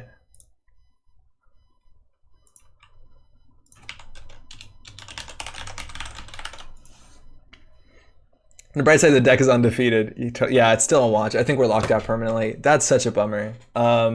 I feel like we need to work on this deck for sure, but the idea seemed pretty sound. Again, I'm a bit bummed out by Mwanza City Grid. It's really good to keep him out of centrals, but it's just not a fun thing to interact with, unfortunately. We haven't seen against Film Critic yet. We've played against one deck, and I still think we have teeth. I think we didn't play it perfectly. Like, the idea of what we put in the remote, out of the remote would be matter. An extra Y in your Wayland, I think. There's no really at functionality, which is unfortunate, so it's not like they're going to get it if we spend it wrong. Let's edit this ish. Unfortunately, jogging, I think we're just gonna call it tonight as a night. It's 11:30-ish, which is usually where we end it. So I have a couple things to say before we, oh yeah, we did put another Y. Before we end it. No, I know, it's a bummer. Firstly, we'll be streaming on the weekend, so we'll probably give that another shot, which will be good. Other things, we're doing a GNK here in Montreal on Tuesday. Same thing as last time. Here, let me just open up Discord to get the link. Basically, we're playing another GNK. It's 3 rounds, starts at 7 o'clock Eastern Standard. If you want to join 6:45 Eastern, just come to our Discord. It's free. We play 3 rounds. It's a good time. We usually have about 14 players there, which is pretty good. Big change is this Tuesday we're playing without currents, which I think something everybody's really excited about. Let me just get you a link. Expires after never, maximum unlimited. Generate a link, copy. So if you want to come by, we'd love to have you. I will be streaming it. Oh, hold on, I have a font that's Netrunner font, so let's just do a reasonable font like Nirmala UI. This is the link. So if you want to come and join in on that, we'd love to have you. We'll be playing again 3 rounds, start 6:45 to 7. Just join into the link. Roberto runs everything. He's a really nice dude. There's a lot of people from outside of Montreal now showing up, which is good. So it's good. Let me just get rid of Discord so I can see chat again. Hopefully you can be there. We'll be streaming on the weekend as well. I'm going to be uploading the final half of the Ocarina tournament, which was a lot of fun and just absolutely wild to see. I'll be uploading that either tomorrow or Saturday. So you'll have, it's another 2.5 hours of VOD if you haven't watched it. I highly recommend it. Ocarina is a ridiculous format and it's really fun. We had some really exciting games. Shout outs to all the players and everyone who was watching at that time. I think that's it. I think that's all we're talking about. We're hoping to hear news from Nisei soon about a new most wanted list that's due soon enough, I'm pretty sure. So we'll obviously make some content and talk about that when that happens. But otherwise, we'll be back sometime on the weekend. I don't say this enough, but we don't stream at the regular hours outside of Thursdays. So if you want to like hit the subscribe button on Twitch or YouTube, you'll get a notification if you hit the bell. That's good. It also helps out the channel because the content just gets higher, more highly recommended in the algorithm. So more people. Oh, they responded in the chat. Oh, cool. There was a food in the remote in front of a raven, and there was false lead with C source EOI in hand. It was going to be close. Might not have had everything line up. Regardless. I see a rejoin button. Oh, really? Yeah, but now they've left it, unfortunately. Cool. That's all for tonight. We'll be back in a bit. Take care of yourselves. Hopefully everything is going okay in your part of the world. I know obviously things are a bit nutty right now. Keep fighting the good fight, and we'll be back in a bit. Thanks to everyone hanging out. Thanks to everyone we played games with, everybody in chat, everyone watching the VOD. Take care of yourself, and we'll be back in a couple of days.